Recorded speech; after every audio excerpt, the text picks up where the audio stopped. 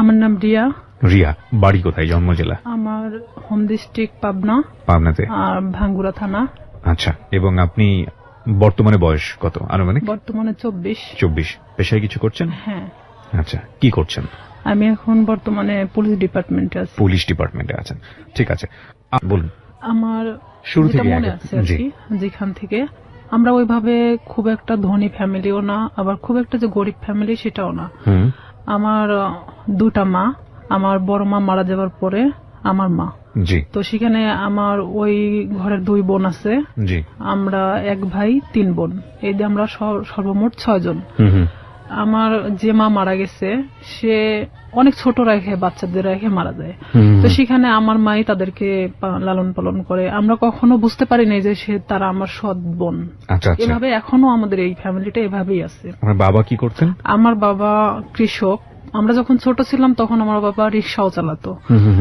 তো সেখানে আমরা সার্ভিস লাইফে 3 জন আছি, আমি, আমার ছোট বোন আর আমার ভাই। 3 জনই আমরা পুলিশ ডিপার্টমেন্টে আছি। আমি বলি গর্বের বিষয় যে আমার বাবা একজন কৃষক কিংবা রিক্সা চালক হিসাবে আমাদেরকে যেখানে নিয়ে আসছে, এটা অনেক বড় বিষয়। নিশ্চয়ই। আমার বাবা অন্যের জমি চাষ করত, অন্যের জমি লিজ নিত, বর্গা নিত, নিয়ে চাষ করে আমাদের জীবনটা এভাবেই চলতো। কিন্তু কখনো আমরা যে 5 বোন 1 ভাই, আমার বাবা কখনো অন্যের কাছে হাত পাততে দেয়নি। আমরা যতটুকুন পাইতাম কখনো আমরা বুঝি নাই অভাবটা, কারণ আমাদের বুঝতে দিত না। ঈদের সময় আসলে আমাদেরকে সবাইকে যেভাবেই হোক না কেন ড্রেস দিত। দেখা যেত আমার যে বড় বোন ছিল তাকে ড্রেস দিতেই হবে। তো আমি না এরকম আগে থেকেই ভাবতাম, আমার বাবা তো আসলে একজন কৃষক, সে আমাকে ঈদে দিলে পরের ঈদে হয়তো অন্যজনকে দিবে। কিন্তু আমার বড় বোনের মধ্যে এটা ছিল না। কিন্তু ও মানুষ হিসেবে খুব ভালো একটা মানুষ। কিন্তু সেখানে আমার ভাই তো বড় ছিল, আমাদের 3 বোনের বড় ছিল। ভাই তো ইচ্ছা করলে কিছু করতে পারতো, কিন্তু সে একটা অন্যরকম কোয়ালিটির। তার সাথে কখনো কথা বলা যেত না, রাগান্বিত, সে যেটা ভাববে সেটাই। তো এরকম দেখা গেল যে সে যখন এসএসসি পরীক্ষা দেওয়ার পরে সে ফেল করে, কারণ অন্যরকম বন্ধু বান্ধবের সাথে মিশতো, বিভিন্ন করতো। তো বাবা অনেক করতো যে আমার তো একটাই ছেলে আর ভবিষ্যৎ প্রজন্ম তো আমার এটাই। আমার বাবা দেখা যেত আমার ওই 2টা বোনকে বিয়ে দিয়ে দিছে, আমার বড় মায়ের, আর আমার বোন যেটা বড় তাকেও বিয়ে দিয়ে দেয়।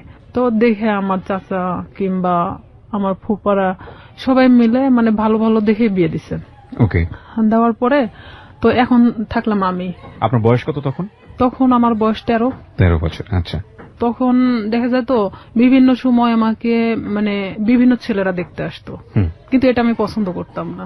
আমার চিন্তা ভাবনা ছিল পড়াশোনা করব, আমি নিজের পায়ে নাও দাঁড়ালে আমি একটা ম্যাচিউরড হওয়ার পরে বিয়ে করব, এরকম আমার চিন্তা ভাবনা ছিল।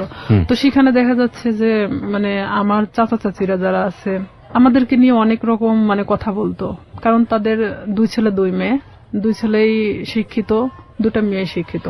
তো সেখানে তাদের চেয়ে আমরা একটু হলেও নিমছিলাম, কারণ আমার বাবা যখন ছোট ছিল তখন আমার চাচাকে সেই বিয়ে পর্যন্ত সেই পড়াইছে। আমার বাবা ছোট ছিল তারপরও তাকে পড়াইছে আমার বাবা। তো সেখানে আমার ভাইকেও অনেক বোঝানো হয়, সে পড়াশোনা বাদ দিয়ে দেয় অলরেডি, যা তার ভালো লাগে না। যে ভালো লাগে না তুমি কিছু একটা করো, আমার বাবার কথা যে কিছু একটা করো, কারণ তোমাকে আমি কত বছর বসায় রাখে খাওয়াবো। আমার ভাই বলে যে আমি কিছু করতে পারবো না, সে একদম চাচাছোলা কথা বলে, বিভিন্ন সময় মাকে মারতে যায়। এক কথায় যে সে অন্যরকম একটা কোয়ালিটির মানুষ। সবার বড় ছিল উনি। উনি কাজ করছে, এগুলো করে, বন্ধু বান্ধবের সাথে মেশে। ও যেখানে 16-17 বছর বয়স, আর ও যাদের সাথে মিশতেছে তাদের 25-26 বছর বয়স। আইসে দেখা যেত কেউ কথা বললে তারাই মারতো ধরে। যেহেতু আমরা ছোট ছিলাম, আমার 5 বোনের মধ্যে আমি সবসময় রুখে দাঁড়াতাম। তো আমি বলতাম কেন তুমি মাকে মারতে যাবা, দোষটা তো তুমি করছো, তুমি পড়াশোনা করো না, তুমি বন্ধু বান্ধব নিয়ে আড্ডা দাও। তার কথা যে আমি কেন এই কথাগুলো বলবো, তার ইচ্ছা বাবা থেকে টাকা যাচ্ছে ওকে দিতে হবে। নেশা করতো না, কিন্তু তাস খেলতো, এটা খেলতো, সেটা খেলতো। আমার বাবা যখন দিত না তখন দেখা যেত যে ও বিভিন্ন সময় মাঠ থেকে নিয়ে যেত, মাকে জোরপূর্বক ভাবে মাঠ থেকে কারাছেড়া করে নিত, এরকম। তো এই সময়টা কি আপনি লেখাপড়া করছিলেন নাকি? আমি তখন স্টাডিং রানিং এ আছি। কোন ক্লাসে পড়ছিলেন তখন? আমি তখন 6-7 এ পড়ছেন। আচ্ছা। আমার ভাই প্রতিনিয়ত আমাকে দেখতে পারে না। ও যদি খাইতে বসে সেখানে যদি আমি যাই, ও ওখান থেকে উঠে চলে যাচ্ছে, কিংবা ভাতের প্লেটটা আর যদি ফেলে দিল। আমি যদি কারোর সাথে কথা বলি, দেখা যাচ্ছে সেটা নিয়ে এসে বাড়িতে তিলকে তাল বানানো হচ্ছে। মানে বিভিন্ন, যেটা ধর্তব্য তুল্যের মধ্যে বলাই চলে না। অলওয়েজ সময় মানে আমার দোষটা খুঁজে বেড়াতো, কারণ আমি সবসময় প্রতিবাদী ছিলাম। আমি আমার বাবার পক্ষে ছিলাম, আমার মার পক্ষে ছিলাম। আমার বাবা যখন কৃষক, উনি যখন মাঠে কাজ করত, আমি হেল্প করতাম। বর্ষার শেষে আপনার রসুন, পেঁয়াজ এগুলো অনেক কিছু গাড়া হয়। ওকে। তো সেই সময় আমি আমার বাবার সাথে গিয়ে আমি ওই পেঁয়াজ রসুন গুলো আমি গাড়তাম। মানে দিনের পর দিন এভাবে আমি জমিতে কাজ করতাম। হ্যাঁ, জমিতে কাজ করতাম। তো এলাকার সবাই বলতো যে এটা যদি অমুকের মেয়ে না হয় ছেলে হতো, ভবিষ্যতে অনেক কাজ হতো। তবে আমি পুলিশ ডিপার্টমেন্টে আসার আগে থেকে আমার স্বপ্ন ছিল যে আমি পুলিশ ডিপার্টমেন্টে জব করব। এটা কেন আপনার স্বপ্ন ছিল? এটা জানি না কেন, নয় যে আমি ছোট থেকে অনেক লম্বা ছিলাম। গ্রামের মানুষ সবাই আমাকে সেনাবাহিনী বলে ডাকতো। তো সেখানে দেখা যেত আমার মধ্যে সেই সময় থেকেই একটা জিনিস কাজ করতো যে আমি একটা ডিফেন্সে জব করবো। ডিফেন্সে জব করবেন? আচ্ছা। হ্যাঁ, এটা আমার মধ্যে ইচ্ছা ছিল তখন থেকেই। তো সেখানে আমি যখন বাবার দিকটা দেখতে গেলে আমার পড়াশোনার দিকটাকে একটু হলেও পিছিয়ে যেতে হয়। শুক্রবার সারাদিন আমি আমার বাবার সাথে কাজ করতাম। সে ধান নিয়ে আসতো, আমি তার বোঝা উঠায় দিতাম মাথায়, যে মানে অনেক দূরে, আমার বাড়ি ছেড়ে না হলে 1-1.5 কিলো দূরে। অথচ আমার ভাই কখনো কাজ করতো না। আমার 5 বোনের মধ্যে আমি মানে সবচেয়ে একজন প্রিয় মানুষ ছিলাম। ওকে। আবার নিরীহ একটা বাচ্চা ছিলাম। তো এর মধ্যে আমি যখন 7-এ, যখন আমি উঠি 7-এ ওঠার পরে, তখন আমি হ্যান্ডবল খেলাতে নাম দিই স্কুলে। তো স্কুলে যখন আমি হ্যান্ডবলের নাম দেই, তখন সেখানে আমি এসএসসি পর্যন্ত খেলাধুলা যখন করছি, তখন আমি কিন্তু রাজশাহী বিভাগ পর্যন্ত খেলছি। ওরে বাবা! আমার ইচ্ছা ছিল যে আমি একসময় খেলোয়াড় হব। আচ্ছা। তো এখান থেকে আমার এক বেস্ট ফ্রেন্ড ছিল রূপা। রূপার বাড়ি আর আমার বাড়ি 2 বাড়ি পরে। তো রূপার সাথে আসলে কেউ মিশতো না, কারণ ওর বাবা নিজে থেকে ওকে গানের জগতে ঠেলে দেয়। গান তো দূরের কথা, ওকে নিয়ে মানে এক ধরনের দেহ ব্যবসা করানো হয়। ওর বাবা নিজেই করাতো, যেটা ওর পছন্দ ছিল না। ও আমার সাথে ডিসকাস করতো। এই জিনিসটা আমার ভাই আরো মানে নিতে পারে না, যে কেন আমি রূপার সঙ্গে মিশি। কিন্তু রূপা আমি একই ক্লাসে একই সাথে পড়াশোনা করতাম।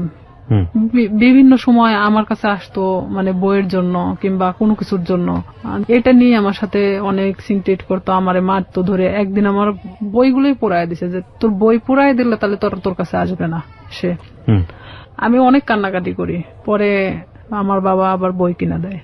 রূপার সাথে আমি তখন গভীরভাবে মিশে যাই, যে কেন তার সাথে আমাকে মিশতে দিচ্ছে না। আমি তার সাথে মিশতে থাকি।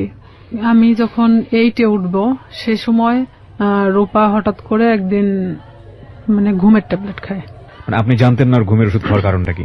ওর ঘুমের ওষুধ খাওয়ার কারণটা আমি জানতাম, আগে থেকে জানতাম, কিন্তু ও যে সেদিন খাবে এটা আমি জানতাম না।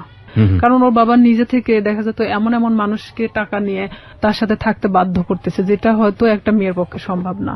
যে রূপা এই জিনিসটা পছন্দ করতো না, আর তারপর ওর বাবা এটাকে বাধ্য করতো। ওর পুরো ফ্যামিলি ওকে বাধ্য করতো। তো সেখানে ও অনেক কান্নাকাটি করতো আমার কাছে আসে। তো এর মধ্যে ও একজনকে পছন্দ করতো, নাম হলো আনন্দ। উনি ছিল হিন্দু, রূপা মুসলমান। ও একজন বিবাহিত ছেলে ছিল। ভালোবাসার প্রলোভন দেখে অনেকদিন ওকে ইউজ করছে। আনন্দ ওকে মানে ফুললি না করে দেয়, তখনও এই কাজটা করছে। তো ও যখন এই কাজটা করবে, তার কিছু সময় আগেও আমার কাছ থেকে ঘুরে গেছে। ও যে 2 দিন খাইছিল না, এটাও আমি জানতাম না। তো এর মধ্যে গিয়ে ও অত ঘুমের ট্যাবলেট খেয়ে নিছে। নেওয়ার পর পরের দিন সকালবেলা রূপার মা আমাদের বাড়িতে আসছে। আমার মেয়ের কি হয়েছে, আমার ভাই ওখানে বসে। তো বলতেছে ও ঘুম থেকে উঠতেছে না, ওর মুখ দিয়ে টিয়া বের হচ্ছে। আমি কিছুই জানতাম না তখন পর্যন্ত, বিষ খাইছে না ঘুমের ওষুধ খাইছে না কি খাইছে। তখন আমি চলে গেলাম ওদের বাড়িতে। যাওয়ার পরে দেখি যে হ্যাঁ, ওর মুখ দিয়ে অনেক গুলটানি বের হচ্ছে। তখন আমি ওকে অনেক জাগানোর চেষ্টা করি, তো জাগে না। পরে আমি জানতাম না যে ও কি খাইছে। তখন ভাবতেছি যে কে আসলে হসপিটালে নিয়ে যাওয়া উচিত। ওর মা ওর বাবা কি করলো, ওকে উঠায় রাস্তায় ফেলে দিয়ে গেল, যে তোর বেস্ট ফ্রেন্ড মারা গেলে তুই দায়ী। তখন আমার ভাই তো আমার ওখানে খুব মারলো। আমার বাবা আমাকে কখনো গায়ে হাত তোলেনি। আমার বাবা অনেক বকাঝকা দিল, গাল দিল, যে কেন অনেকবার নিষেধ করা হয়েছে ওর সাথে মিশতে, কেন মিশলা। তখন আমি এটাও ভাবতেছিলাম যে আসলে আমার ভুল ছিল, কারণ সে কখন কি করে বসবে, তার লাইফে তো এতটাও ভালো মুহূর্ত নাই। তো ওই মুহূর্তের জন্য ভাবতেছিলাম। তো আবার এটাও ভাবতেছিলাম কোন মানুষের তো জীবনের কারোর সাথে ডিসকাস করা দরকার, সে নাই আমাকেই বেছে নিয়েছিল তখন আমি অনেক কান্নাকাটি আমি নিজে থেকেও করলাম, যেহেতু আমার ভাই আমাকে মারছে। কোন ক্লাসে তখন আপনি? আমি ক্লাস তখন 8-এ। ক্লাস 8-এ, ওকে। তখন আমি অনেক কান্নাকাটি করার পরে তখন তারপরেও আমি ওকে ছাড়তেছি না, যে ও যদি মারা যায় তাহলে তো এটা তো আমার প্রবলেম হয়ে যাবে। তো আমি আমার বাবাকে অনেক রিকোয়েস্ট করলাম, চলো আমাদের বাড়িতে নিয়ে যাই। এলাকার কিছু মানে ডাক্তার আছে যে ওই যে সাইকেলে করে মানে ডাক্তারি করে বেড়ায়, তো ওনাকে নিয়ে আসা হলো। তখন উনি বলতেছে যে আসলে ওকে হসপিটালে ভর্তি করা উচিত, ওকে এখানে রাখলে মারা যেতে পারে। তখন আমরা নিজে থেকে তাকে হসপিটালে ভর্তি করি। তার 3 দিন পরে সে একটু স্বাভাবিক হয়। তখন আমি ওকে ওখানেই জিজ্ঞেস করি, রূপা কেন তুমি এটা করছো, আর তোমার জন্য তোমার ফ্যামিলি আমাকে হ্যারেস করতেছে। রূপা ও তো তখন খুব একটা ভালো কথা বলতে পারতো না। রূপা বলতেছে যে কেন আমাকে এই ধরনের কাজ করাতে বাধ্য করা হয়। তো এখানে এলাকার লোকজনও ওনাদেরকে মানে এক ঘরে করে রাখছিল। যে লোকটার সাথে এটা করা হয়েছিল সে লোকটা এসে ওর বাবার চাপ দিছিল টাকার জন্য, যে যেহেতু তার মেয়ে এটা করবে না তাহলে তো 10,000 টাকা নিছে, টাকাটা তো ফেরত দিতে হবে। ও যখন ঘুমের ট্যাবলেটটা খাইছে, খাওয়ার আগে অনেক মারা হয়েছিল, পুরো শরীরটা ফাটানো ছিল।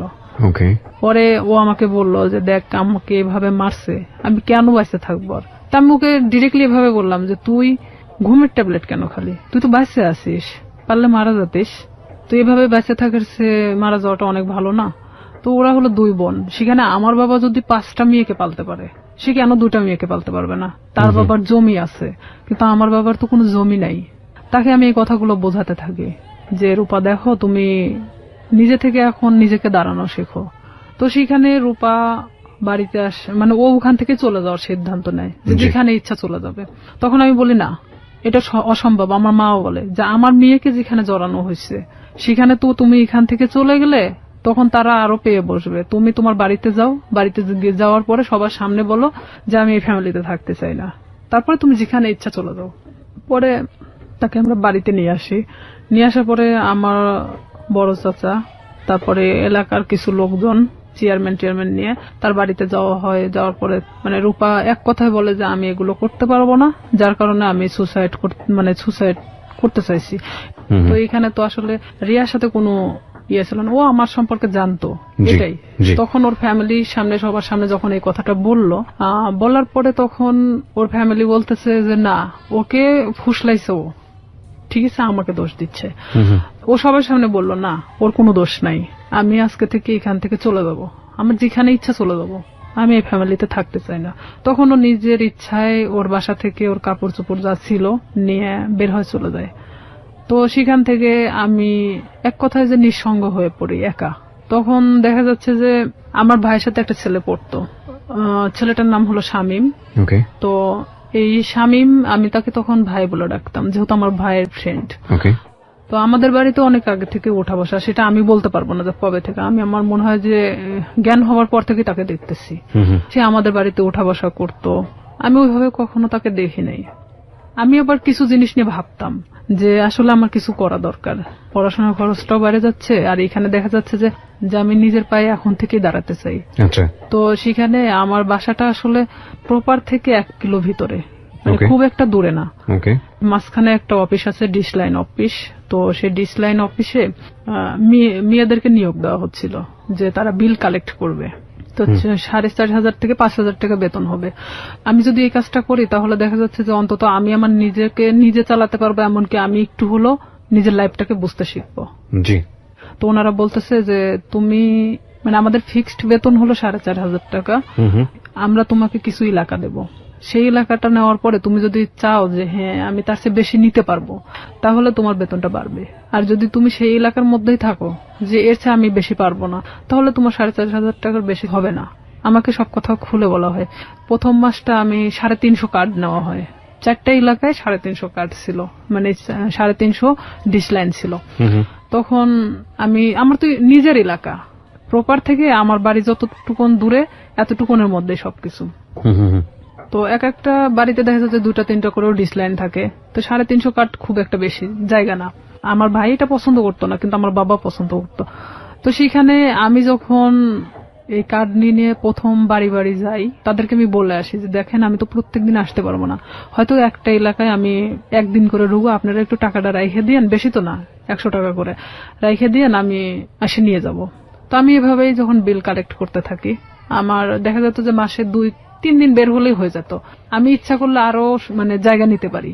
ডিশ লাইনে আপনি মেয়ে হয়ে হয়ে বিল কালেক্ট করতেন, কোনো সমস্যা হতো আমাদের না? ওখানে সবাই মানে সব মেয়েরা করে সব কাজ। আচ্ছা আচ্ছা, ওকে, খুব ভালো তো। হ্যাঁ, তো আমি আমার স্কুল শেষ করে আমি যখন হাঁটে আসতাম ওই এলাকা দিয়ে, তখন আমি ওই বিল কালেক্ট করতে করতে চলে আসতাম। এটা শামীমের বাড়ির মধ্যেও পড়ছে আমার এলাকাটা। জি। তখন শামীমের বাসা তো ওই ডিশ লাইনের অফিস থেকে 200-300 গজ দূরে হবে। একদিন হঠাৎ করে শামীম আমাদের বাড়িতে আসে। উনি কি মানে সম্পর্কে কি হতো আপনাদের? সম্পর্কে আমার ভাইয়ের বন্ধু। আপনার ভাইয়ের বন্ধু হতো? হ্যাঁ, ওকে। ওইভাবে চিনা, কিন্তু আমি কখনো কথা বলতাম না। হঠাৎ যদি কথা বলতাম মানে ভাইয়া হিসাবে কথা বলতাম। সে আমার 10 বছরের সিনিয়র ছিল। উনি আমাকে একদিন এসে খোঁজ করে আমার মার কাছে। মাকে এসে বলতেছে যে রিয়া কোথায়? তো আমার মা বলতেছে ভিতরে আছে। এখন আমাকে ডাক দিল, আমি আসলাম। তো বলতেছে যে তোমার নাম্বারটা দেওয়া যাবে? তো বললাম কেন? আমার মার সামনে বলতেছে। তো বললাম কেন? তো বলতেছে যে আসলে আমার তো 2 মাসের বিল দেওয়া হয় নাই, তো আমি তো এই মাসেও দিতে পারবো না, তো যখন দিব তখন তোমাকে আমি ফোন দেবো। তো বললাম ঠিক আছে। যেহেতু ভাইয়ের বন্ধু, সেখানে তো আমি কখনো এ ধরনের কোনো কিছুই ভাবি নাই তাকে নিয়ে। আমাকে যেদিন নাম্বারটা নিয়ে গেছে তার পরের দিন রাত্রে ফোন দেয়। এটা হলো 2007 সালের ঘটনা। আমি তখন ক্লাস 8 শেষের দিকে। আমি ফোনটা রিসিভ করলাম। রিসিভ করার পরে সে কথা বললো না। আর আমি ওনার নাম্বারটা চিনতামও না। কথা বলে না। তো 2-3 বার আমি ফোনটা রিসিভ করলাম। রিসিভ করার পর তখন রাত 12টা বাজে। আর 2007 সালের ওদিকে 12টার পরে যে 25 পয়সা মিনিট ছিল, তো সেই সময় আমার ফোন দিত। তো ফোন দিত, আমি কথা বলি যে কে কে এরকম বলতাম। আর তখন ওইভাবে আসলে ব্ল্যাক লিস্ট এটা সেটা বুঝতামও না। তো ওইভাবে তো ফোনটা ব্ল্যাক লিস্টও করতে পারতেছি না। এখন আমি তো বারবার বলতেছি কে আপনি, কথা বলেন না কেন? তো হঠাৎ করে অন্য একটা নাম্বার থেকে ফোন দিছে। তো এখন বলতেছে রিয়া আমি শামীম। আমি বলতেছি কোন শামীম? তো বলতেছে যে তুমি আমাকে চেনো না? আমি বললাম না। তো আমি তখন বুঝতে পারছি যে শামীম বলতে তো উনি হবে। তো আমি বলতেছি না, আমি তো ঠিক চিনলাম না, আপনি কে? তো বলতেছে যে আমি তোমার ভাইয়ের বন্ধু। তো আমি বললাম হ্যাঁ বলেন। তো এত রাত্রে ফোন দিচ্ছেন কেন? তো বলতেছে যে তোমার সাথে আমার কিছু কথা ছিল। তা আমি বললাম ঠিক আছে বলেন, সমস্যা নেই। তো বলতেছে যে তোমারে কেউ একজন পছন্দ করে। তো আমি জানতাম, আমার এক ক্লাসমেট ছিল, ওর নাম ছিল হামিদুল। তো ও আমাকে এর আগে ঠিক 4-5 দিন আগে আমাকে মানে প্রপোজ করে, যেটা আমি অ্যাকসেপ্ট করি না। না করাতে তো আমি ভাবলাম যে ওরই বাড়ির পাশের, আবার ভাবলাম যে হয়তো ওকে ওই কথাটা বলছে যার কারণে আবার আমাকে এটা জানাচ্ছে। তো আমি বলতেছি আমি জানি যে কে। তো বলতেছে কে? তো বললাম হামিদুল। আমি ওকে পছন্দ করি না, ওকে নিষেধ করে দিয়েন, ও যেন আমাকে এ ধরনের মানে প্রস্তাবনা না দেয়। তখন বলতেছে আমি তো এটা জানতাম না যে হামিদুল তোমাকে পছন্দ করে। তাই আমি বলতেছি তাহলে আপনি কার কথা বলতেছেন? তো বলতেছে যে আমি আমার নিজের কথাই বলছি। সে ডিরেক্টলি এভাবে বলতেছে যে আমি আমার নিজের কথাই বলতেছি। সে যখন এইভাবে বলতেছে যে আমি আমার নিজের কথা বললাম, তখন আমি এক মুহূর্তের জন্য চুপ হয়ে গেছি যে সে কি বলে, এটা কি আদৌ সম্ভব যে আমার ভাইয়ের বন্ধু, তারপরে আমার চেয়ে 10 বছরের সিনিয়র। তো আমি সেখানে না বলে দিই, যেটা ভাই কখনোই সম্ভব না।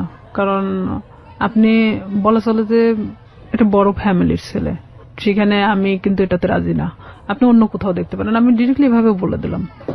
কারণ তখন পর্যন্ত আমার মধ্যে ইচ্ছা ছিল যে আমি শুধুমাত্র বড়ই হব, নিজের লাইফে এমন কিছু করব যেটা হয়তো সবার কাছে আমি উঁচু গলায় বলতে পারবো যে আমি লাইফে এত কষ্টের পরেও এখানে এসে দাঁড়াইছি। তো সেখানে ওর সাথে আমি ওখানেই শেষ করে দেই কথা। শেষ করে দেওয়ার পর আমি ওকে বলি যে আপনি আমাকে কখনো ফোন দিবেন না, আর যদি ফোন দেন তাহলে কিন্তু আমার ভাইকে বলে দেব। তখনও বলে যে না, বলার দরকার নেই, আমি কখনো ফোন দিব না। পরে আমিও চুপচাপ থেকে যাই, যেহেতু এটা তার আর আমার মধ্যে কথা হয়ে গেছে, আর সে তো আমাকে ফোন দিবে না বলছে। তো পরে যখন ও তার 5 দিন পরে আমারে ফোন দেয়, আমি তখন একটা এলাকাতে ছিলাম, মানে বিলটা ওঠাচ্ছিলাম, সে সময় আমার ফোন দিছে অন্য একটা নাম্বার থেকে। তার যে কতগুলো নাম্বার ছিল আমি নিজেও বলতে পারি না, তার অনেক নাম্বার ছিল। সে বিভিন্ন সময় বিভিন্ন নাম্বার থেকে আমাকে ফোন দিত। বিভিন্ন ছেলেদের সাথেও কথা বলাতো, মানে হঠাৎ করে একটা অন্য কণ্ঠ। আমি যখন মানে বলতেছি কে আপনি, এটা সেটা জিজ্ঞেস করতেছি, তখন দেখা যাচ্ছে যে আবার ফোনটা মানে নিচে নেওয়ার পরে বলতেছে আমি অমুক। তা আমি যখন বললাম যে আচ্ছা আপনি এরকম কেন করতেছেন আমার সাথে, পরে ও এটা নিয়ে বলতেছে যে আমি সিরিয়াস, তোমাকে পছন্দ করি। তো আমি বললাম ঠিক আছে, পছন্দ যখন করেন এটা তো আসলে পছন্দের বিষয় হলো এমন একটা জিনিস থাকে, সেটা হলো যে কিছু জিনিস আছে যে সুন্দর, কিন্তু সেটা আমার জন্য না। ওকে। তো সেখানে আপনি একটা বড় লোক ফ্যামিলির ছেলে, আপনার সাথে সম্পর্ক হওয়াটা আমার জন্য অনেক ওই ছিঁড়া কাঁথায় শুয়ে লাখ টাকা স্বপ্ন দেখার মতো, এটা কখনোই সম্ভব না। পরেও আমাকে বলে যে না, আমি সত্যি সিরিয়াস বলতেছি, আমি তোমাকে খুব পছন্দ করি। পরে আমি পুরোপুরি সিম কার্ডটাই চেঞ্জ করে দিই, যে তার সাথে সম্পর্ক করা আমার মোটেও পসিবল ছিল না, এটা তো অসম্ভব একটা জিনিস। তখন সে আমাকে নেক্সট বার সে আমার সাথে মানে বাজারে দেখা হয় যখন, তখন আমারে বলতেছে রিয়া বিলটা নিয়ে আসিও। তো তখন আমি বলি যে এখানেই দিয়ে দেন, আমি তো এখানেই আছি, কার্ডটা আমার সঙ্গেই আছে, আপনি এখানেই দিয়ে দেন। তো বলতেছে না, আমার কাছে তো এখন টাকা নেই, বাসায় যেও, বাসায় যে নিয়ে আসো। তো আমি তো জানি বাসা তো এমন একটা জিনিস যেখানে সবাই থাকে, বাবা মা ভাই বোন সবাই তো আছে। ওকে। তখন ওনার 3 মাস পেন্ডিং ছিল, যে বিলটা উনি দিচ্ছিল না, ইচ্ছাকৃতভাবেই সে দিচ্ছিল না।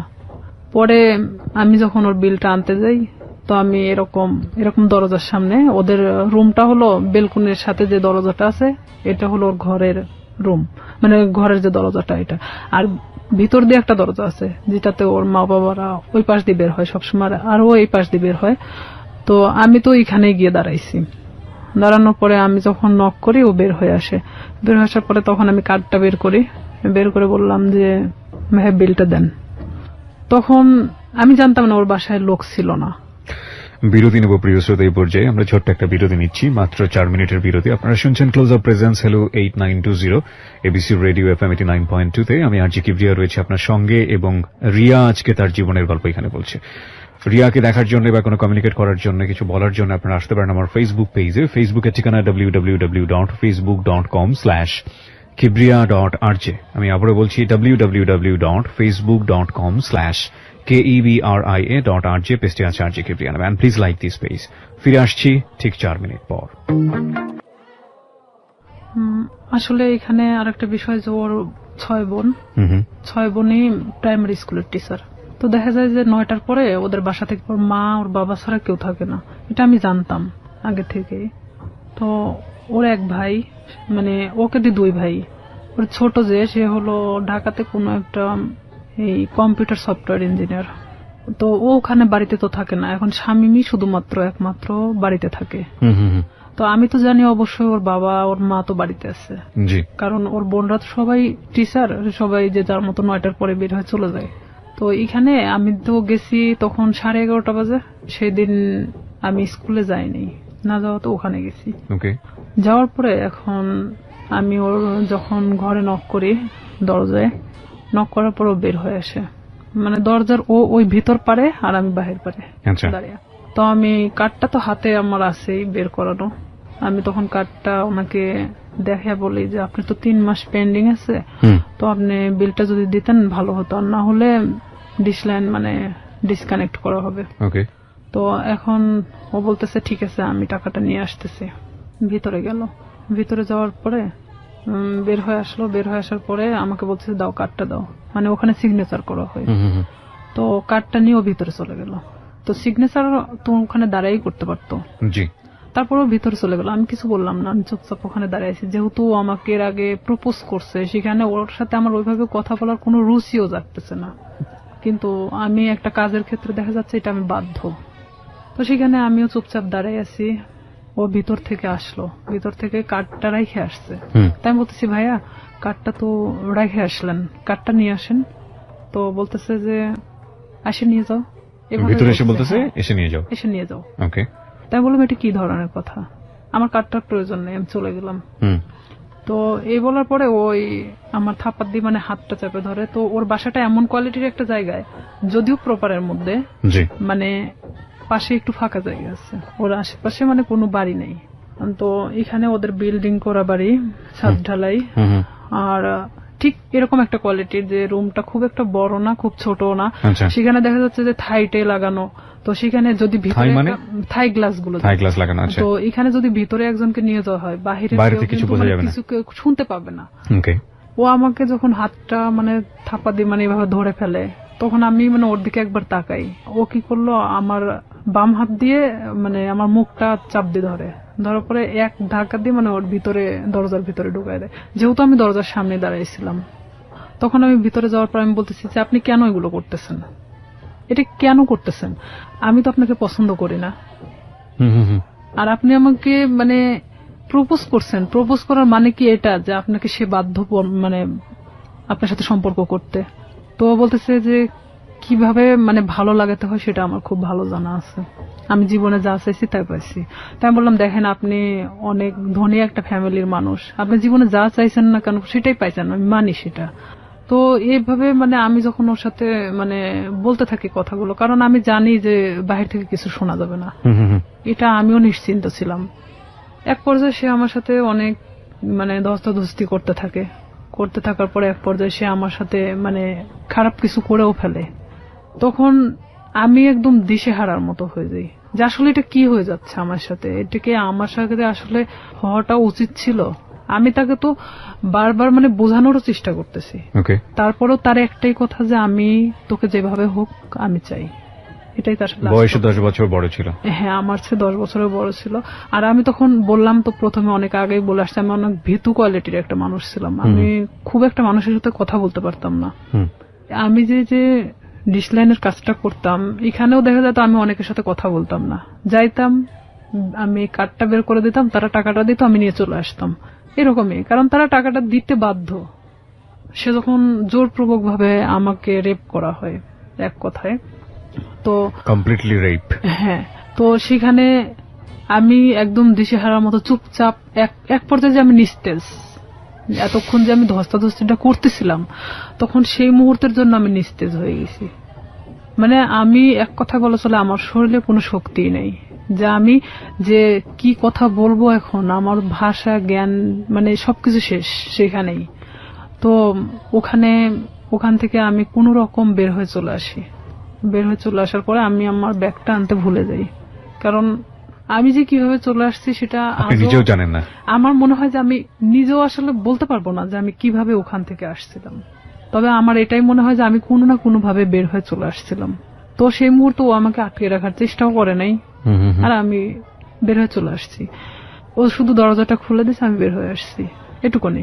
কিন্তু ওখানে যে আমার ব্যাগটা রয়ে গেছে, আমার কার্ডগুলো রয়ে গেছে, মানে এরকম কোনো জ্ঞান আমার মধ্যে ছিল না, কারণ এরকম শট আমি কখনো খাইনি যেটা ওই মুহূর্তের জন্য পাইছি। তখন আমি বাড়িতে চলে আসি ডিরেক্টলি। বাড়িতে আসার পরে আমার মা জিজ্ঞেস করে তোর ব্যাগ কোথায়। তো এখানে আরো একটা কথা, আমি আরেকজনের সাথে মিশতাম, সে আমার সম্পর্কে ভাগ্নি হয়, সাথী নাম। সে অবশ্য 2013 সালে সুসাইড করছে, মারা গেছে সে। সাথীদের বাড়িতে আমি উঠা বসা করতাম মাঝে মধ্যেই। তো আমি মারা এভাবে বলতেছি, মা আমি মনে হয় সাথীদের বাড়িতে রেখে আসছি, কিন্তু আমি কিন্তু শিওর না, আমি এমনি তাকে বোঝানোর জন্য যে আমি সাথীদের ওখানে মনে হয় ব্যাগটা রেখে চলে আসছি। তাই আমার মা কিছু বললো না, কারণ সাথীদের বাড়ি আমার বাড়ি থেকে 5-6 বাড়ি দূরে। তো সেখানে মা আমাকে আর কোনো কথা বললো না, আমি আমার রুমে চলে যাই। আমি একা এক ঘরে থাকতাম। আচ্ছা। তো আমি আমার রুমে ঢোকার পরে চুপচাপ একা একা কান্না করি, কারণ আমি এই কথাগুলো আমি কারোকে বলতেও পারতেছি না, কারণ এটা সম্ভব না। এখনকার লাইফে হয়তো সম্ভব, কারণ এখন আমরা অনেকটাই বুঝতে শিখছি, অনেকটা প্রতিবাদী হওয়া শিখছি, কিন্তু আজ থেকে 2007 সাল মানে অনেকটা দূরে ছিল। আর তখন গ্রামের মানুষ মানে এগুলো নিয়ে অনেক ভয় পেত, যে আমার সাথে ঘটে যাওয়া ঘটনা যদি আমি কারোকে প্রকাশ করি, লাইফে আমারই অনেক ক্ষতি হবে। দেখা যাবে আমাকে অনেকেই বলবে যে রেপিস্ট একটা মেয়ে, এ ধরনের ইঙ্গিত করবে। যার কারণে আমি চুপচাপ মানে কোনো কথা না বলে কারোকেই বলিনি, আমি সব নিজের মধ্যে রাখি। এভাবে যখন আমি নিজের মধ্যে রাখি, শামীম আমাকে বারবার ফোন দেয়, আমি ফোনটা রিসিভ করি না। রিসিভ না করাতে ও আমাকে প্রায় আমাদের এলাকায় এসে দাঁড়ায় থাকতো। আপনি এই যে এত বড় একটা ঘটনা ঘটে গেল, এরপরে আপনি কোথাও বিষয়টা শেয়ার করেননি কারোর সঙ্গে? কাউকে কিছু বলেননি? কারণ আমি তো আসলে ভাবতেছিলাম যে আমি এই কথাটা কিভাবে বলবো, যাকেই বলবো না কেন এটা তো বার্গেনিং হয়ে যাবে আর পুরো এলাকা ছাড়াই যাবে। তখন আমি কিভাবে মানুষের সামনে মুখ দেখাবো?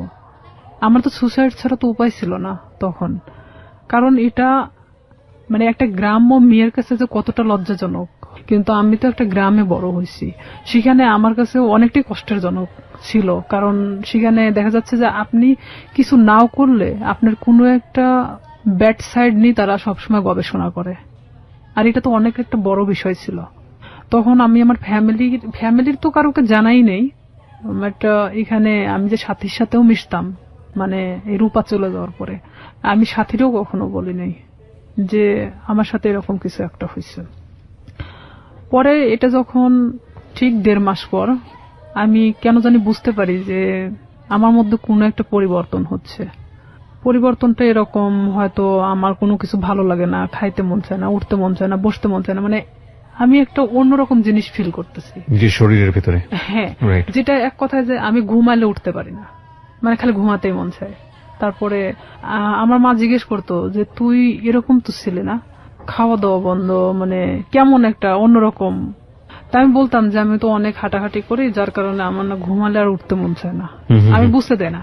পরে এইভাবে যখন আমার মা তো ওইভাবে আসলে কখনো ফোর্স করে না, কারণ তারা জানতো যে এরকম কোনো কিছু কখনো হবে না। তখন আমার বড় বোন আমারে অনেকবার জিজ্ঞেস করে যে কি হয়েছে তোর, তুই একা একা থাকিস, কথা বলিস না কারোর সাথে, তো সমস্যাটা কি? বলে না কিছু সমস্যা নাই, এদিকে পড়াশোনা তো সামনে, তো এসএসসি পরীক্ষা, আবার এদিকে তো আমি যে কাজটা ধরছি আমার মনে হয় না যে আমি কাজটা করতে পারবো। কারণ আমি তখন একটা জিনিস ভাবতেছিলাম যে আমি আজ বড় হতে গিয়ে অনেক ছোট হয়ে গেছি, এটাই ভাবতেছিলাম। এরপরও আপনাকে ফোন দিয়ে বারবার ডিস্টার্ব করতো, চাইতো? হ্যাঁ, সে বারবার আমাকে ফোন দিত, ফোন দিয়ে বলতো যে তুই কেন ফোনটা রিসিভ করিস না, এতবার ফোন দেওয়ার পর কেন রিসিভ করিস না, তুই তো গাড়ি করেই বলতো। আমি বলতাম দেখেন আপনি আমাকে কেন এরকম করতেছেন, এটা করার মানেটা কি, যা হবার তা তো হয়ে গেছে, আপনি তো একটা মেয়েকে ভোগ করার দরকার ছিল, করছেন। আমি এভাবেই বলি তাকে, তাহলে আর কি দরকার? তো সে আমাকে বলে যে না, কিন্তু আপনাকে আমার এই প্রশ্নটা আবারও করতে হবে, এত বড় একটা ঘটনা ঘটে যাবার পরে আপনি বাসায় শেয়ার করলেন না কেন, কাউকে জানালেন না কেন? শেয়ার করিনি আসলে, এটা আমি অনেকটা ভীতু ছিলাম, যেহেতু আমার ভাই পূর্বে থেকে আমার সাথে ভালো সম্পর্ক না, এখানে যদি আমি শেয়ার করে দেখা যাচ্ছে যে অনেকটা আমার দিকেই গড়াবে। আচ্ছা, এটাও একটা বিষয় ছিল। আর একটা কথা যে সমাজ, যেটা মানুষ হয়তো আমাকে খারাপ ইন্ডিকেট করবে যে মেয়েটা এরকম হয়েছে, হয়তো আমার প্রফেশনাল লাইফে আমি যেটা হতে চাচ্ছি সেখানে আমি আমার লাইফ নিয়ে সবসময় বেশি ভাবতাম। আমাদের সোসাইটিটাই ফরচুনেটলি আনফরচুনেটলি এরকমই, আমরা কোনো ঘটনা ঘটে গেলে সেটা নিয়ে যতটা কেওয়াস তৈরি করি, কেউ কখনো ভেতরে যাওয়ার চেষ্টা করি না। এবং সেটার রিফ্লেকশন ইদানিং ফেসবুকে এত বেশি দেখা যায় যে সামটাইমস উই ফিল অ্যাশেমড, লজ্জিত হই। আমাদের আসলে প্রত্যেকটা জিনিসই একটা জিনিস কি, আমরা যে কথাটা বলি, আমরা যে কাজটা করি বা যাই করি না কেন, সেটা কিন্তু শুধুমাত্র আমি না, আমার ফ্যামিলি, আমার বেড়ে ওঠা, আমার সবকিছুকে ফোকাস করে। আর কোনো একটা মানুষের কোনো পার্টিকুলার বিষয় ধরে সে বিষয়টা নিয়ে নাড়াচাড়া করা, কাউকে খুব সোজাভাবে মন্তব্য করে দেয়া, বিশেষ করে এই যে রেপের মতো ঘটনাটা, যেটা হলে আমাদের সমাজে সবসময় মেয়েদের দিকে আঙ্গুল তোলা হয়, ভিকটিমের দিকে আঙ্গুল তোলা হয়। এবং দেখবেন যে পত্রপত্রিকায় যখন সংবাদ আসে, আমরা আমাদের সামাজিকতার কথা ভেবে ওই মেয়েটাকে আমরা সামনে আনি না, ফোকাস করি না, তার ছবি প্রকাশ করি না। কেন করি না এই কারণে সামাজিকতায় সমস্যা হবে। তার মানে আমাদের সামাজিকতা কতটা দুর্বল। একজন মানুষ, আমি সম্ভবত ইন্ডিয়াতে এরকম একটা কেস আমি দেখেছিলাম যে সে রেপড হয়েছিল এবং সে ভিকটিম বলতেছিল যে আমি কোথাও ফেস লুকাবো না, আমি টেলিভিশনে গিয়ে সাক্ষাৎকার দেবো, আমি বলবো আমার সঙ্গে এটা হয়েছে ওটা হয়েছে। আমি কেন ফেস লুকাবো, আমি তো কোনো অপরাধ করিনি। আমি বলছি না যে ইন্ডিয়ার সমাজ আমাদের চাইতে অনেক বেশি অ্যাডভান্স, বাট তার চিন্তা ভাবনাটা অনেক বেশি অ্যাডভান্স ছিল। কিন্তু বড় কথা হচ্ছে সে এতটা সাহসী পদক্ষেপ নিয়েছে, ঠিক আছে, কিন্তু এই সাহসী পদক্ষেপ কি সমাজ ভালোভাবে দেখেছে এবং দেখে না বলেই আমরা যে মেয়েটি রেপ হয় তাকে আমরা ফোকাস করি না এবং করতে পারি না। সো যেটা বলছিলেন আপনি, তারপরে যখন আপনি যে জায়গাটায় ছিলেন যে আপনি ফ্যামিলির কাউকে বিষয়টা শেয়ার করেনি এবং আপনি শরীরের মধ্যে একটা চেঞ্জ পাচ্ছিলেন, ঘুমাচ্ছেন তো ঘুমাচ্ছিলাম। আবার আরেকটা কথা যে আমি আমার প্রফেশনাল লাইফটাকে নিয়ে বেশি ভাবতেছিলাম। এটা আমার ছোট থেকে স্বপ্ন ছিল পুলিশ হওয়ার, আর আমি এটা জানতাম যে কোনো মেয়ে যদি বিবাহিত কিংবা এরকম কোনো তার ঘটনা থেকে থাকে তাহলে সে কখনো পুলিশ ডিপার্টমেন্টে ঢুকতে পারবে না। বিশেষ করে আমি তো কখনো আসলে শামীমকে পছন্দ করতাম না, সে আমার সাথে যেটাই করুক না কেন। আমি ভাবছিলাম যে সাবজেক্টটা ওখানেই ক্লোজ, আমি নিজে থেকে ওখানে শেষ করে দিছি, কারণ আমার সুসাইড করার কোনো ইচ্ছা ছিল না। আমি কারোর কাছে রেপ হয়েছি তার মানে এই নয় যে আমি হারে গেছি, এটা আমার মধ্যে ছিল না যে আমি সুসাইড করব। আমি কখনো হারতে শিখি নাই, যেখানে গেছি না কেন আমি যদি কষ্ট করে হলো সেটাকে আমি অর্জন করছি। তো সেখানে দেখা যাচ্ছে আমি আমার চেঞ্জের বিষয়টা, যে আমি নিজের মধ্যে মানে কোনো কিছু ফিল করতেছি যে আমি খাওয়া দাওয়া এটা সেটা আমার খুব প্রবলেম হচ্ছে, তখন আমি নিজেই মানে এটা নিয়ে ভাবতে থাকি। তখন কেন জানি মনে হয় যে আচ্ছা শামীম তোমার সাথে এটা করছে, আর আমি আসলে প্রেগনেন্ট বিষয়টা বুঝতাম না তখনও, যে কিভাবে এটা মানে প্রেগনেন্ট হয়। জি। তখন আমি আমার পাশের বাড়ির এক ভাবিরে জিজ্ঞেস করি, আচ্ছা মানে কথায় কথায়, তার সাথে আমি অনেক ফ্রি ছিলাম, জিজ্ঞেস করি যে ভাবি আমি তো অনেক কিছুতেই আসলে জানার চেষ্টা করি, তো আসলে একটা মেয়ে প্রেগনেন্ট হয় কিভাবে? তো বলতেছে বিয়ে কর তারপর বুঝবি। আমাদের সে হাসতে হাসতে এই কথা বললো। তো বললাম যে আপনি তো ভাবি, তো আপনি না বললে আমরা শিখবো কোত্থেকে? আমি আবার তাকে হাসতে হাসতে এই কথাটা বলি। তো বলতেছে যে এরকম মানে মেয়েদের তো প্রত্যেক মাসে যে ইয়াটা হয়, এটা যদি দেখা যাচ্ছে যে কারোর সাথে মানে তার হাজবেন্ডের সাথে মেলামেশা করার পরে যদি না হয় তাহলে সে প্রেগনেন্ট। তখন আমি যখন ওখান থেকে এই কথাটা শুনছি, আপনি বিশ্বাস করবেন না, আমি মনে হয় এক মুহূর্তের জন্য এই পৃথিবী ছেড়ে চলে গেছি। যে আমিও তো ঠিক 1.5 মাস হলো এরকম অবস্থাতে আসছি, আমারও তো এটা হয়নি, তার মানে কি আমি প্রেগনেন্ট? এটা আমি এখন কিভাবে এটাকে লুকাবো? কারণ এতক্ষণ পর্যন্ত যা ঘটে গেছিল সেটা লুকানো সম্ভব ছিল, বাট এটা এখন আমি কিভাবে লুকাবো? এটা কি আদৌ সম্ভব? আর তখন এক মুহূর্তের জন্য মনে হচ্ছিল যে আমার চেহারার মধ্যে একটা অন্যরকম ছাপ নামে আসে। তখন আমার ওই ভাবি বলতেছে তোর কি হয়েছে?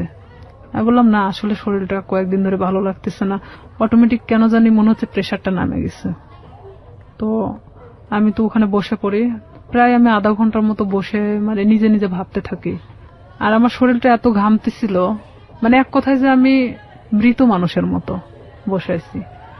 তো তখন ভাবি যে এটাকে আমি কিভাবে সমাধান করব, আমি কিভাবে আমার ফ্যামিলিকে বলবো এখন, যেটা 1.5 মাস আগে ঘটে যাওয়া ঘটনা।